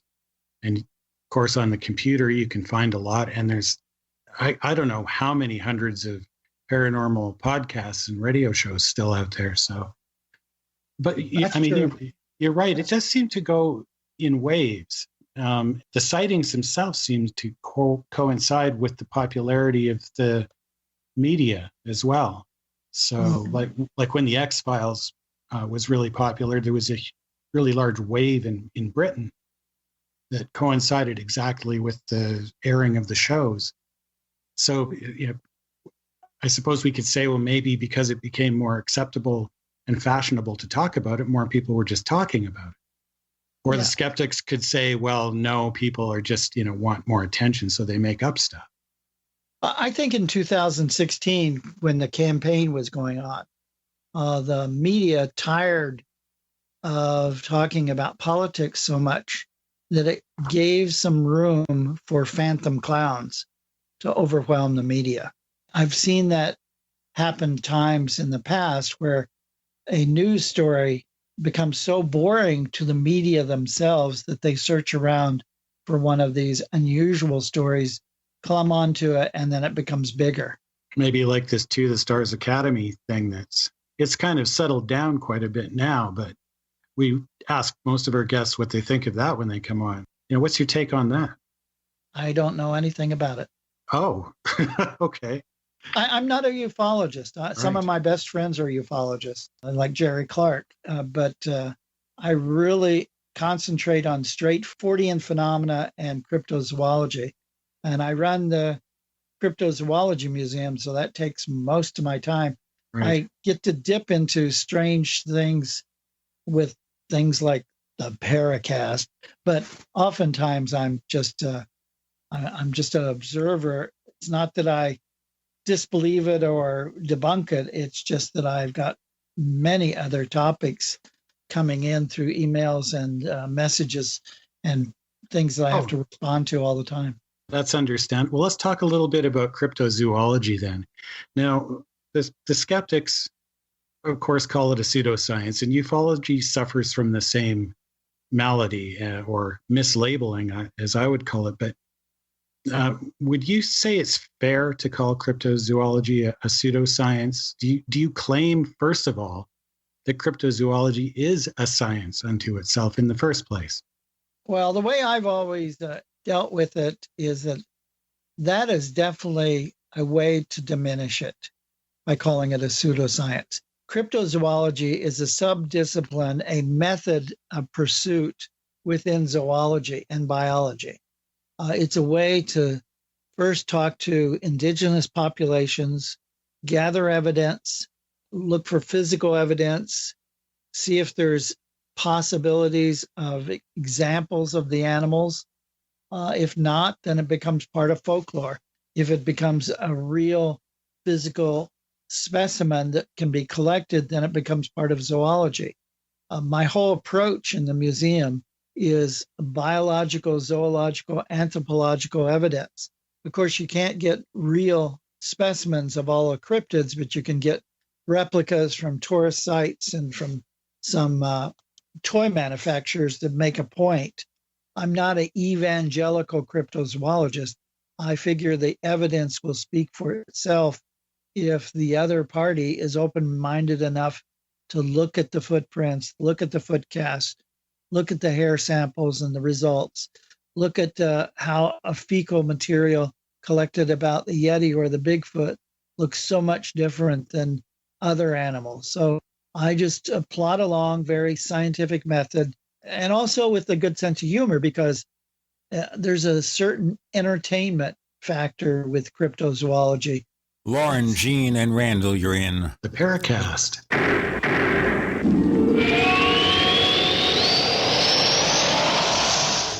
Attack of the Rockoids has been well received by critics and readers alike. It's a thrill-a-minute story you'll never forget. A former U.S. military intelligence officer is haunted by intense dreams about a beautiful woman pleading for his help after a terrible battle in outer space. But the dreams turn out to be true and thrust him into a telepathic love affair with a woman whose faraway planet is intent on destroying the Earth.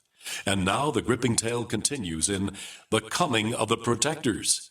It's the second book of the Rockoids trilogy, a galaxy-spanning adventure that pits our hapless heroes against powerful, fanatical enemies that threaten the lives of freedom-loving beings everywhere.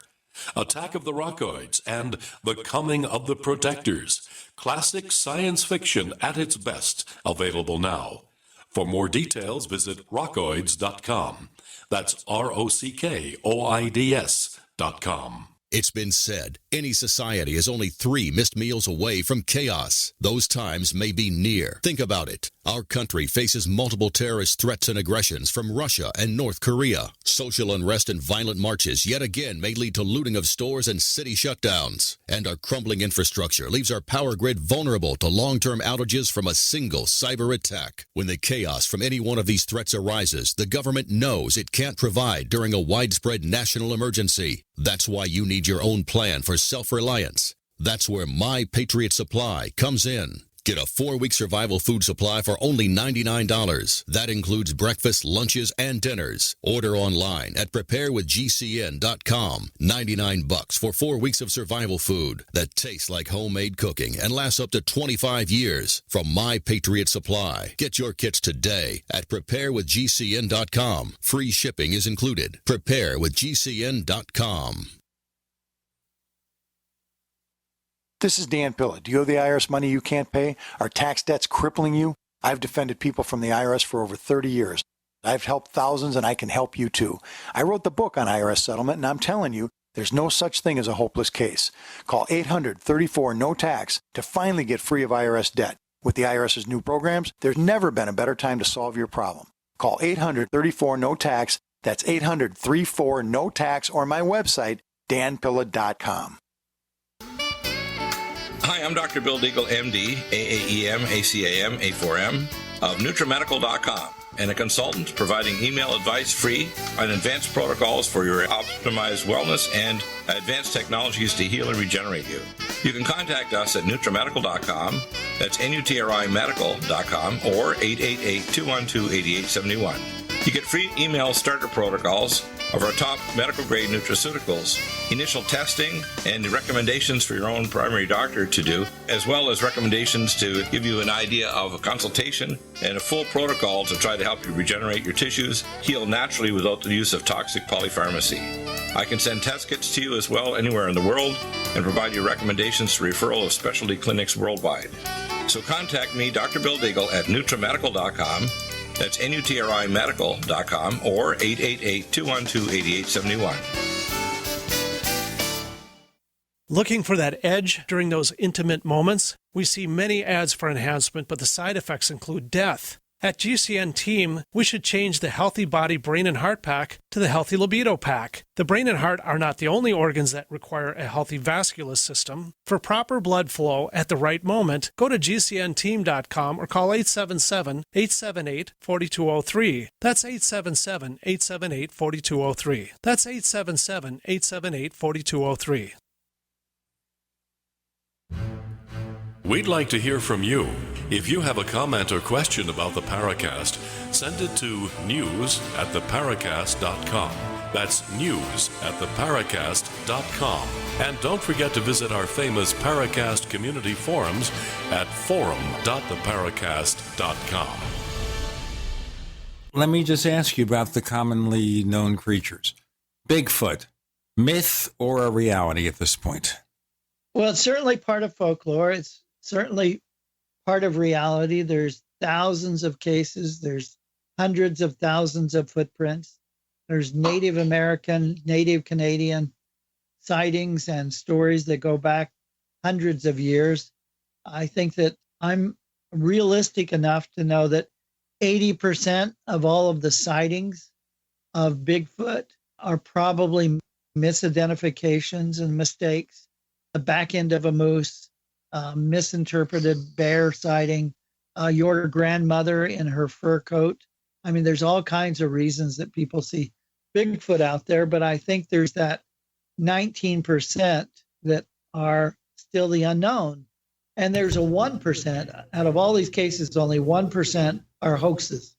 You know, it's interesting here. You raised the point of my grandmother in a fur coat. Yeah, there's an image for me, for sure. My dear old Danish grandmother in a fur coat pretending to be Bigfoot. Yes. Well, she might be a troll. Please don't use the word troll. I get trolls on our site all the time. We're in a troll invasion. I'd rather not get into trolls unless they're trolls from folklore. That's what I was talking about in Denmark. They're usually giants. Trolls are giants. They're not small. That's the elves. Of course. So, okay. So hoaxes. This is another thing. Now, the 1% similar kind of figures in ufology from classical ufology, maybe a little higher. But in today's world with the internet, when you look at the number of bad videos out there where people are faking UFO footage, I mean, the percentage of hoaxes, if you consider those to be hoaxes, has got to be higher than 1% now. I mean, almost all of it is just garbage. Well, let me ask you this.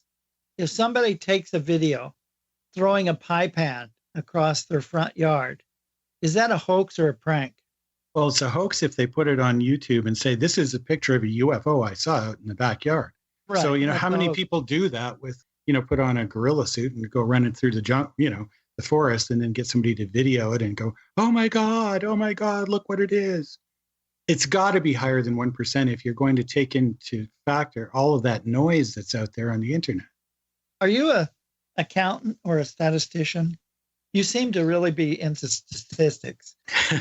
Well, I tend to look at numbers of things, and I'm more of an analyst. Yeah. So I'll look at the situation. And so somebody says, well, the hoaxes are only 1%. And the first thing that comes to my mind is that, well, in what? Is that out of good reports that is a credible group that collects them, sifts through, and then investigates? Or is it just out of all of them in general? How do you get that 1%?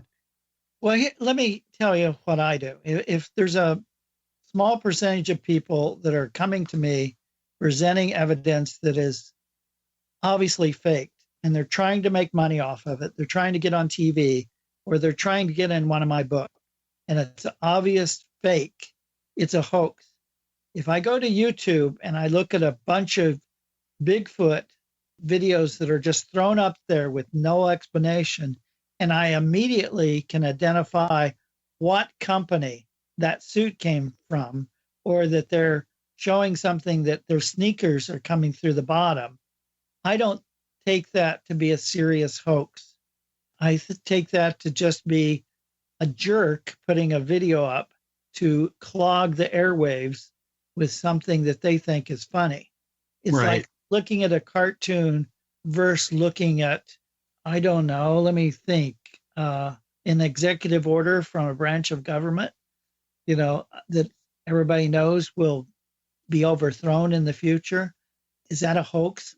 So I think that I have a really straight distinction between cartoons and comics and fools versus hoaxsters that are trying to actually invade the field and change the field with contamination. Okay. One thing that occurs to me is there are people put things up on YouTube to get the money from the number of views, except that Google has tightened up YouTube to such an extent that you've got to have a minimum number of views, a minimum number of subscribers before they will allow you to actually collect the proceeds. So it's made more difficult for casual people. Yeah, that's pretty reasonable. Maybe that'll help cut down in some of it.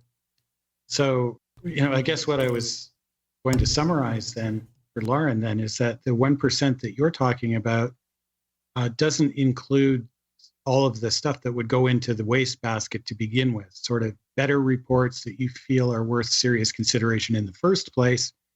And then out of those, you find that actually very few are hoaxes. Well, that's why I said 80% are misidentifications, mistakes, and other material that's not worth looking at. I think that we have to look at it to determine that. But when I look at 1% of the hoaxes, that means because they have a strict motivation to hoax the investigator. As opposed to just creating a video for, as a lark and putting it up on YouTube. Yeah, they're not directing it at me. They're just directing it at the universe. I see. They're not intending to deceive anyone. There's just like, let's just create a Bigfoot video and who cares? We'll just call it Bigfoot. And that doesn't count as a hoax in your statistics. It's like Suicide Girls. Why are they putting it up there? To get the clicks on it, right? Some of these videos are foolish jokes that are cartoons in videos. They're not anything to do with the field. Oh, just on a little aside, jumping back to the strange deaths, you were saying that there was a group that was tied to the Sex in the City television show, and it turns out that show is also one of the most prominent examples of the Mandela Effect that we talked about. So there's a little bit of synchronicity for you. Okay, all right. Again, I still sometimes wonder with synchronicity, is there any evidence at all that synchronicity is more than just a coincidence we're looking at too closely? Well, certainly Carl Jung thought there was something going on there. He felt it was more than a significant association. He felt there was, in many ways, both Jung and Freud were spiritualists. They really looked deeper, but didn't like to talk about it. They almost had a religious, spiritual point of view that comes through Jung, certainly more than Freud. And I think that synchronicity on the level of Jungian synchronicity is seen as having some kind of connection with a broader cosmos. Exactly. Yeah, but do we believe that, or is that just something we want to believe, or is it really something verifiably extant? We have something else for you to believe, ladies and gentlemen, and we'll present it right now with Lauren, Jean, and Randall. You're in the Paracast.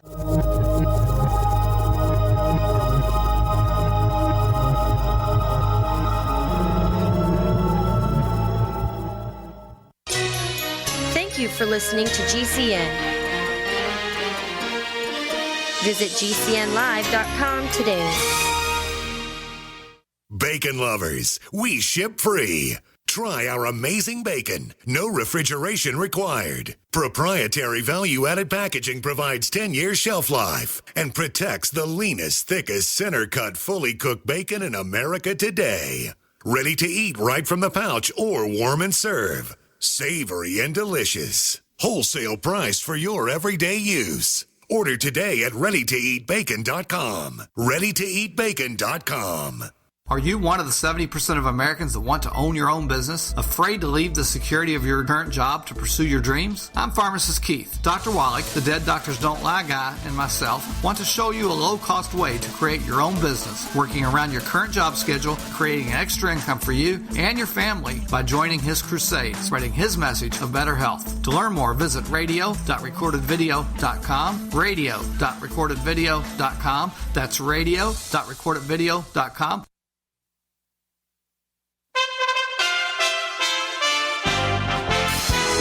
For USA Radio News, I'm Wendy King. President Trump is defending his zero-tolerance immigration policy, even as protesters denounce it.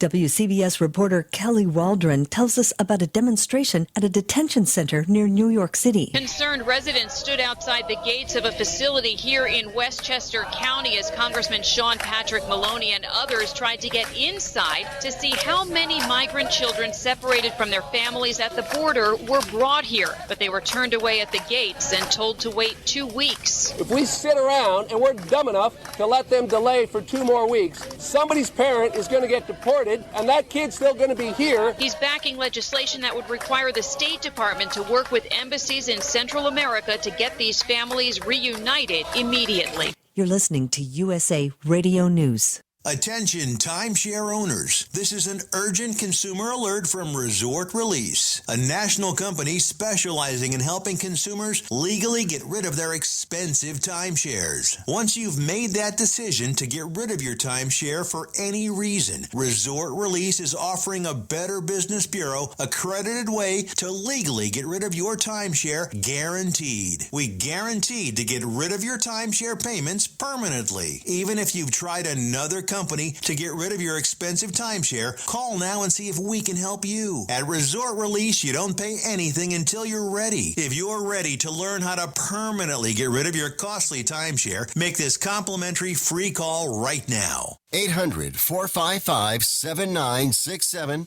800-455-7967. 800-455-7967. That's 800-455-7967. Attention business owners and independent contractors. This is a money-saving message from Tax Mediation Services. If your business owes $20,000 or more in taxes, we can help you today, right now. Listen, dealing with the IRS is no picnic. It's an intimidating and extremely stressful process, and you don't want to go it alone. Our attorneys know every law, every tax break, and every possible opportunity to help you resolve and reduce your tax debt. And if you owe more than $20,000, you may be at the top of their hit list. So don't take your tax debt lightly, because it will not go away on its own. The IRS can seize your bank accounts, your home, and even shut down your business. Call our tax experts today at 1-800-261-9818 and let us deal with the IRS while you focus on your business. That's 1-800-261-9818. Again, 800-261-9818.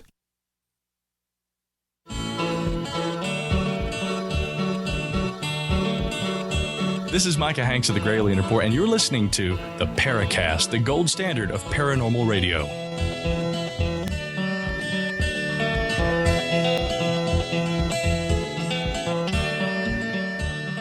So, Randall, is your question finished, or would you rather continue or re-express it? No, that was pretty much it. I mean, I think your sort of take on the whole idea of synchronicity, your question there, Gene, is I pretty much just restated it in my own terms. Personally, I think that there are instances in my experience where it seems like there's just too much of a certain kind of a coincidence regarding certain things to just write it off as purely coincidental or accidental. And I don't really want to go into it right now on the show, but there's been a couple of pretty amazing things that have happened. And I'm sure that in many people's lives, they feel the same way. So there's a phenomena out there that we can't help but feel means more than simply coincidence. Is that fair, Lauren? I think that's fair. I think that for myself, as a Fortean, as a follower of Charles Fort, what's most important to me is to not believe in coincidence. But it's more important to open it up, to open my universe, to open my mind to whatever's going to come my way. If some of them look like coincidences, then it goes in my mental library to really interact with the next one. So I don't feel that I need to be predisposed to believing there'll be a coincidence coming, but instead just being open to seeing it with an unprejudiced eye. That's a really good attitude. I tend to think that if we are going to be more open to a broader view of the world, then it's probably more likely that we'll see the interconnectedness, and that therefore we might think of those as coincidences when in fact, like you're seeming to suggest, it's just a broader view of the world, of our existence in Right. whatever this realm is. Exactly. Now, obviously, I can talk about a few things that are coincidental, but they get to be so personal. Maybe I should not bother. Okay, so we were going back to the reality. You can do that in the after discussion. You know, and we won't talk about you behind your back. That's okay. All right. Well, I'm glad to know that. Okay, so Bigfoot. What about Loch Ness Monster? Myth or reality? The Loch Ness Monster is always one that I said there'll be a 50% possibility of, because if you think about it, with Bigfoot, you've got a terrestrial animal that leaves fecal material and footprints. And what do you have left over from the Loch Ness Monster? Eyewitness reports. Nothing but photographs that most of them are fake. Most of the eyewitness accounts tend to be waves, ducks, and birds flying over the loch that people see on the horizon. There's lots of mistakes that are made at Loch Ness. Is it that anything that moves, oh, that's the monster? I went there in 1999 for a 2-week expedition. And one of the things that really shocked me was the har. And by the har, that was the rolling fog that went across the Loch all the time. And it takes on a life of its own. And maybe it's because film doesn't capture it, or photographers want to take the nice, beautiful view of each shore. But I think that fog that drifts over the Loch is really deceiving and has a body to itself. A lot of people take pictures of the waves and they say, oh, yeah, I can see how the waves are mistaken for the monster. But there's more there should be more pictures taken of the fog than anything else. Interesting. I'd never heard that particular point of view before, but I could see how that could definitely. The other thing that shocked me, we went over there in July. I had a group of people, but I also took my sons, Malcolm, who was 11, and Caleb, who was 7. And we flew over, then we had to drive from Edinburgh. It's not a short drive. It was 3 hours. You know, after you've flown over from the United States, you're really tired. So you get there and you lay down for a nap. We laid down and we woke up, looked at the clock in the motel, and it said 11 o'clock. And we said, wow, we slept all the way to the next day because it was bright sun. We get up, we find out it's 11 o'clock at night.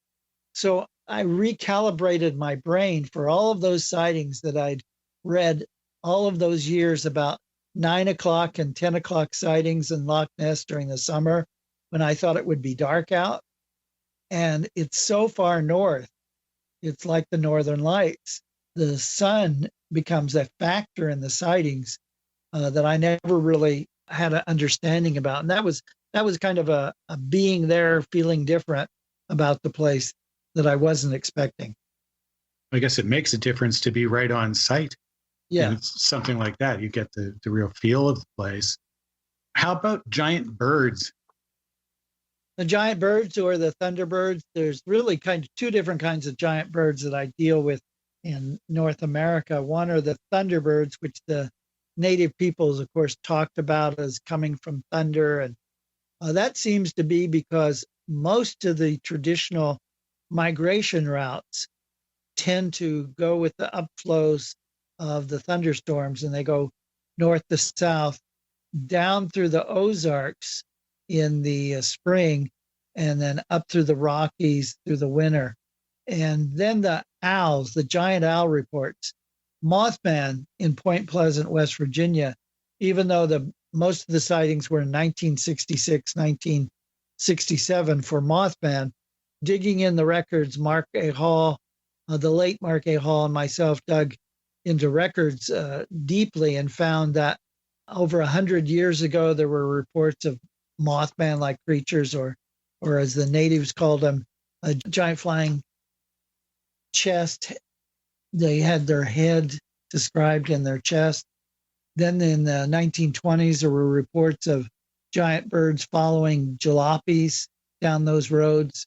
So it's a routine sort of situation in the Appalachian area of them seeing these giant owls over 4 feet tall and just having eyes that actually reflect red back. It's one of the myths of the field that there's all of these glowing red-eyed Bigfoot and Mothman and other creatures. If you actually get down to the original reports and original sources, you'll find that there was some kind of light source shining in the direction of the creatures that make their eyes red. Yeah.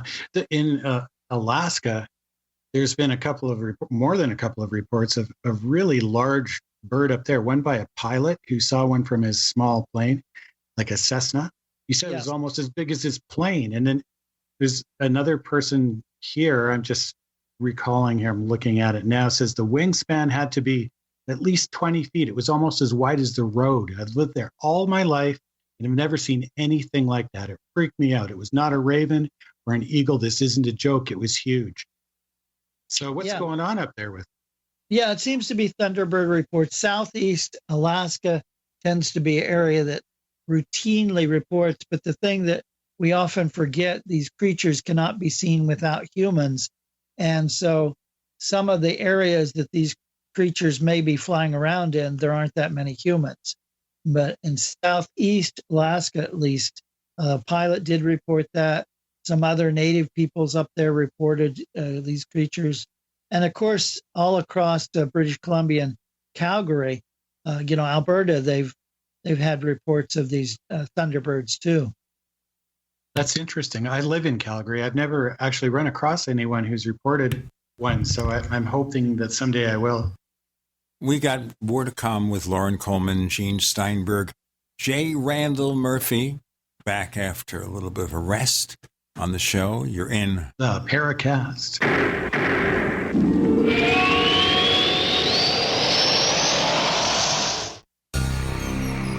Thank you for listening to GCN. Visit GCNlive.com today.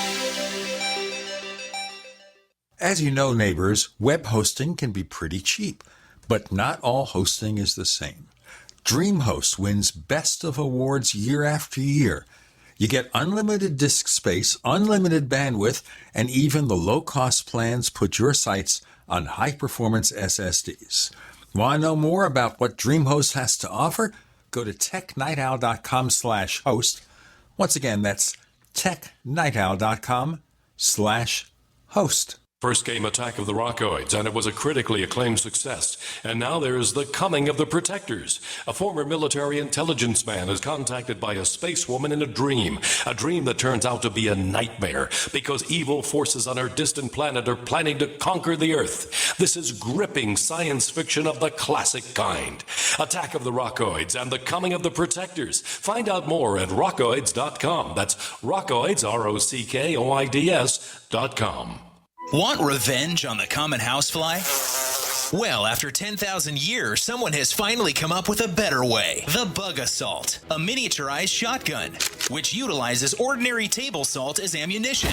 Non-toxic and no batteries required. So much fun, you'll forget you have a wife and kids. $39.95 and free economy shipping. Use discount code GCN and get an extra 10% off your purchase at bugassault.com. Fire your fly swatter. Get your Bug Assault today. Most of you know that heart disease is the #1 silent killer in the U.S. What if I told you for just $54.95 a month you could fight against heart disease naturally? At Heart and Body Extract, we've been helping thousands of people get back to a healthier heart. Don't just take my word for it. Check out all of the success stories at hbextract.com. Or to order, call 866-295-5305. That's 866-295-5305. hbextract.com. Don't risk it when you can take charge of it.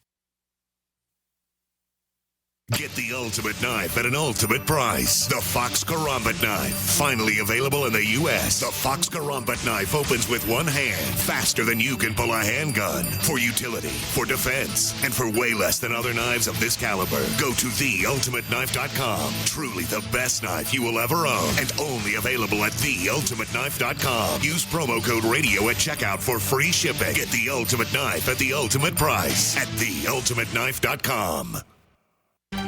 With uncertain times in the United States, it's only prudent to consider storing precious metals in a safe place outside of our borders.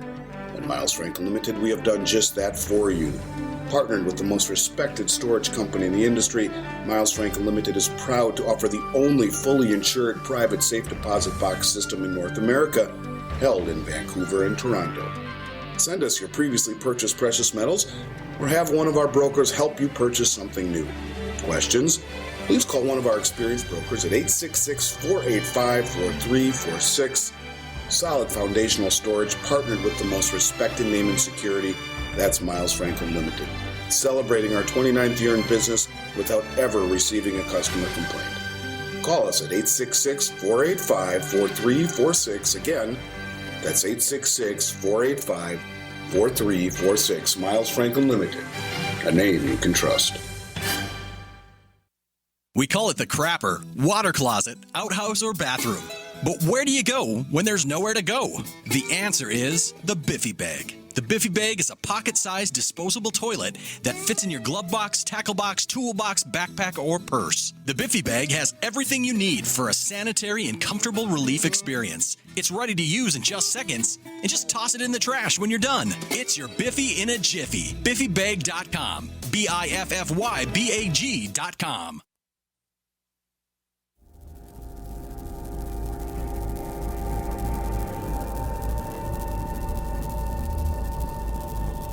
This is Robert Hastings, author of UFOs and Nukes, and you're listening to the Paracast, the gold standard of paranormal radio.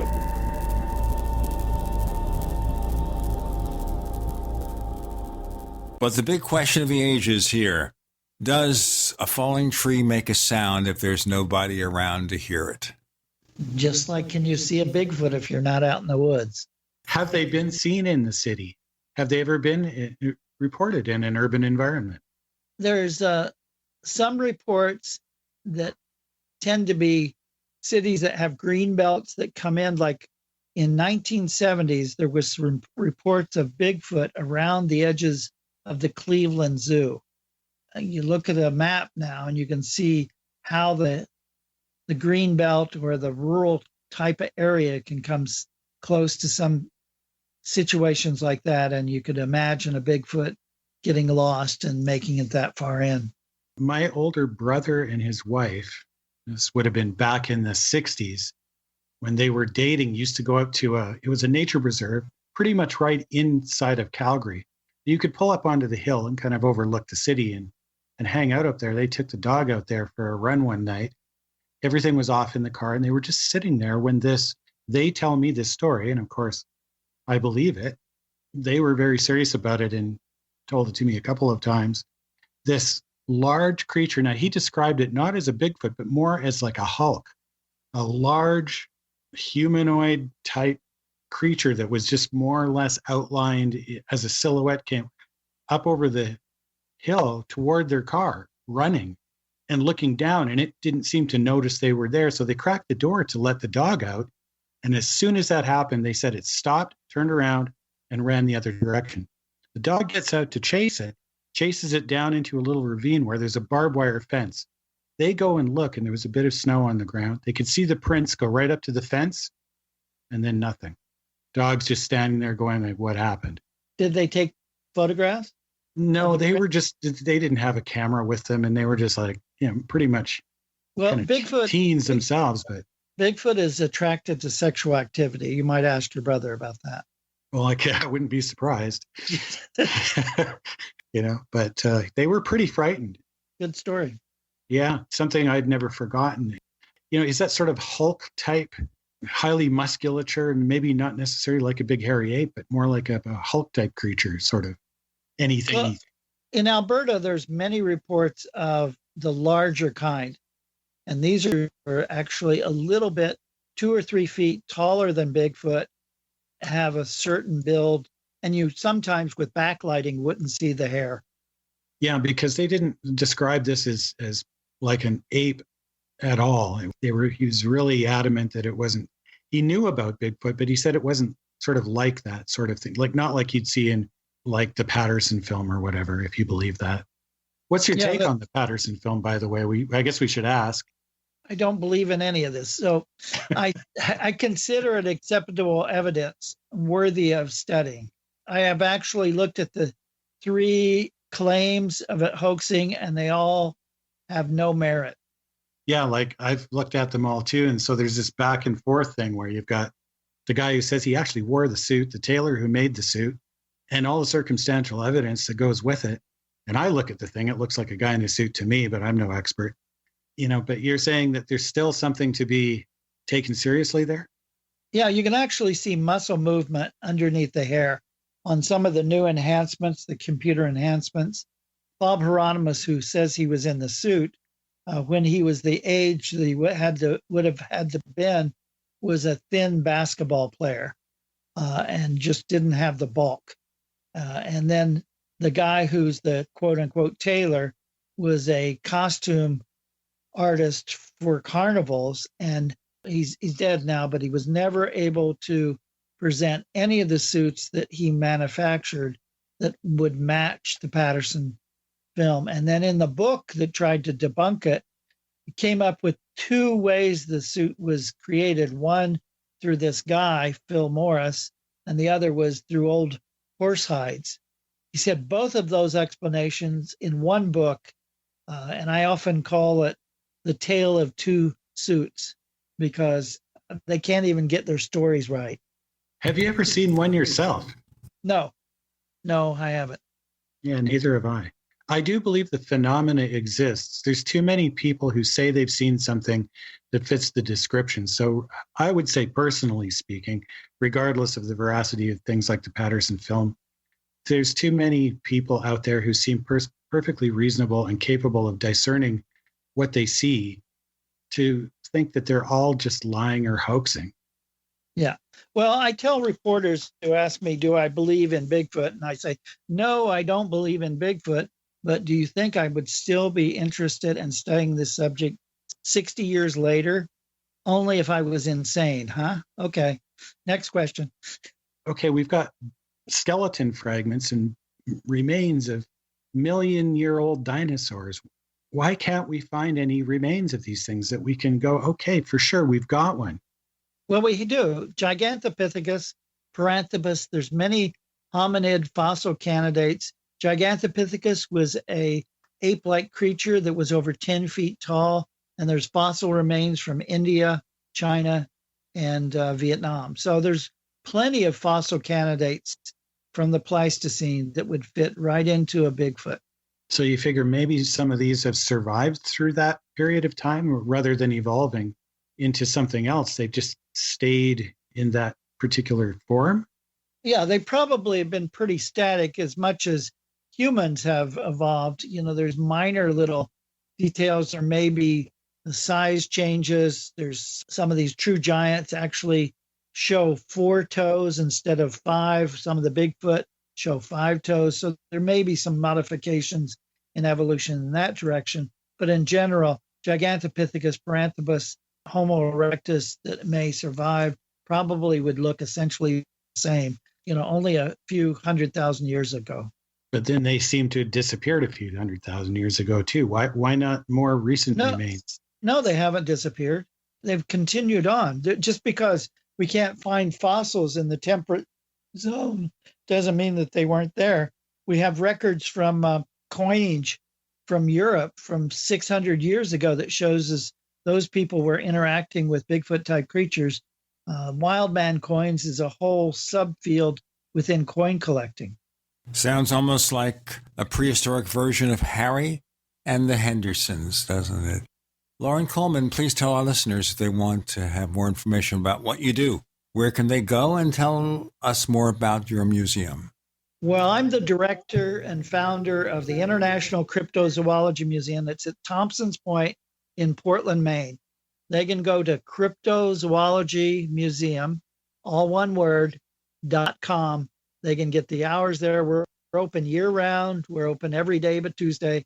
And we have a conference coming up in September that has people like Jeff Meldrum, filmmakers, a woman named Dawn Prince Hughes, Ben Radford. We even let the skeptics in the door.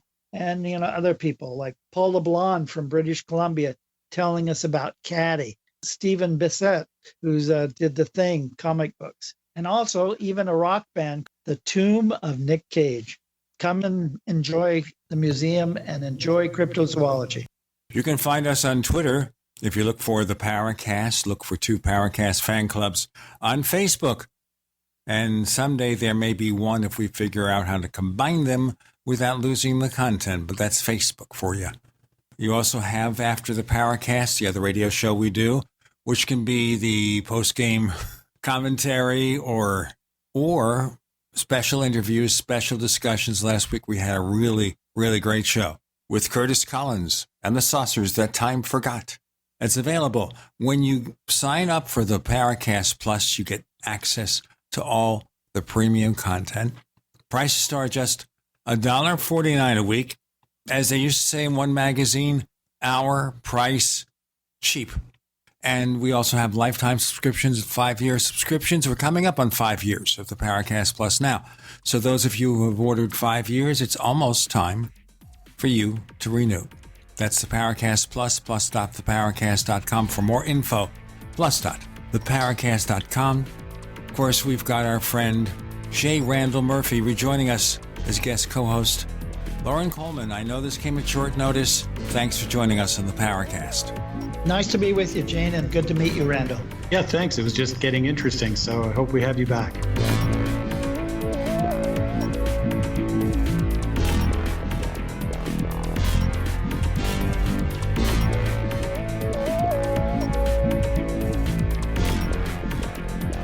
The Paracast, featuring Gene Steinberg and Christopher O'Brien, is a copyrighted presentation of Making the Impossible Incorporated. Tune in next week for a new adventure in The Paracast.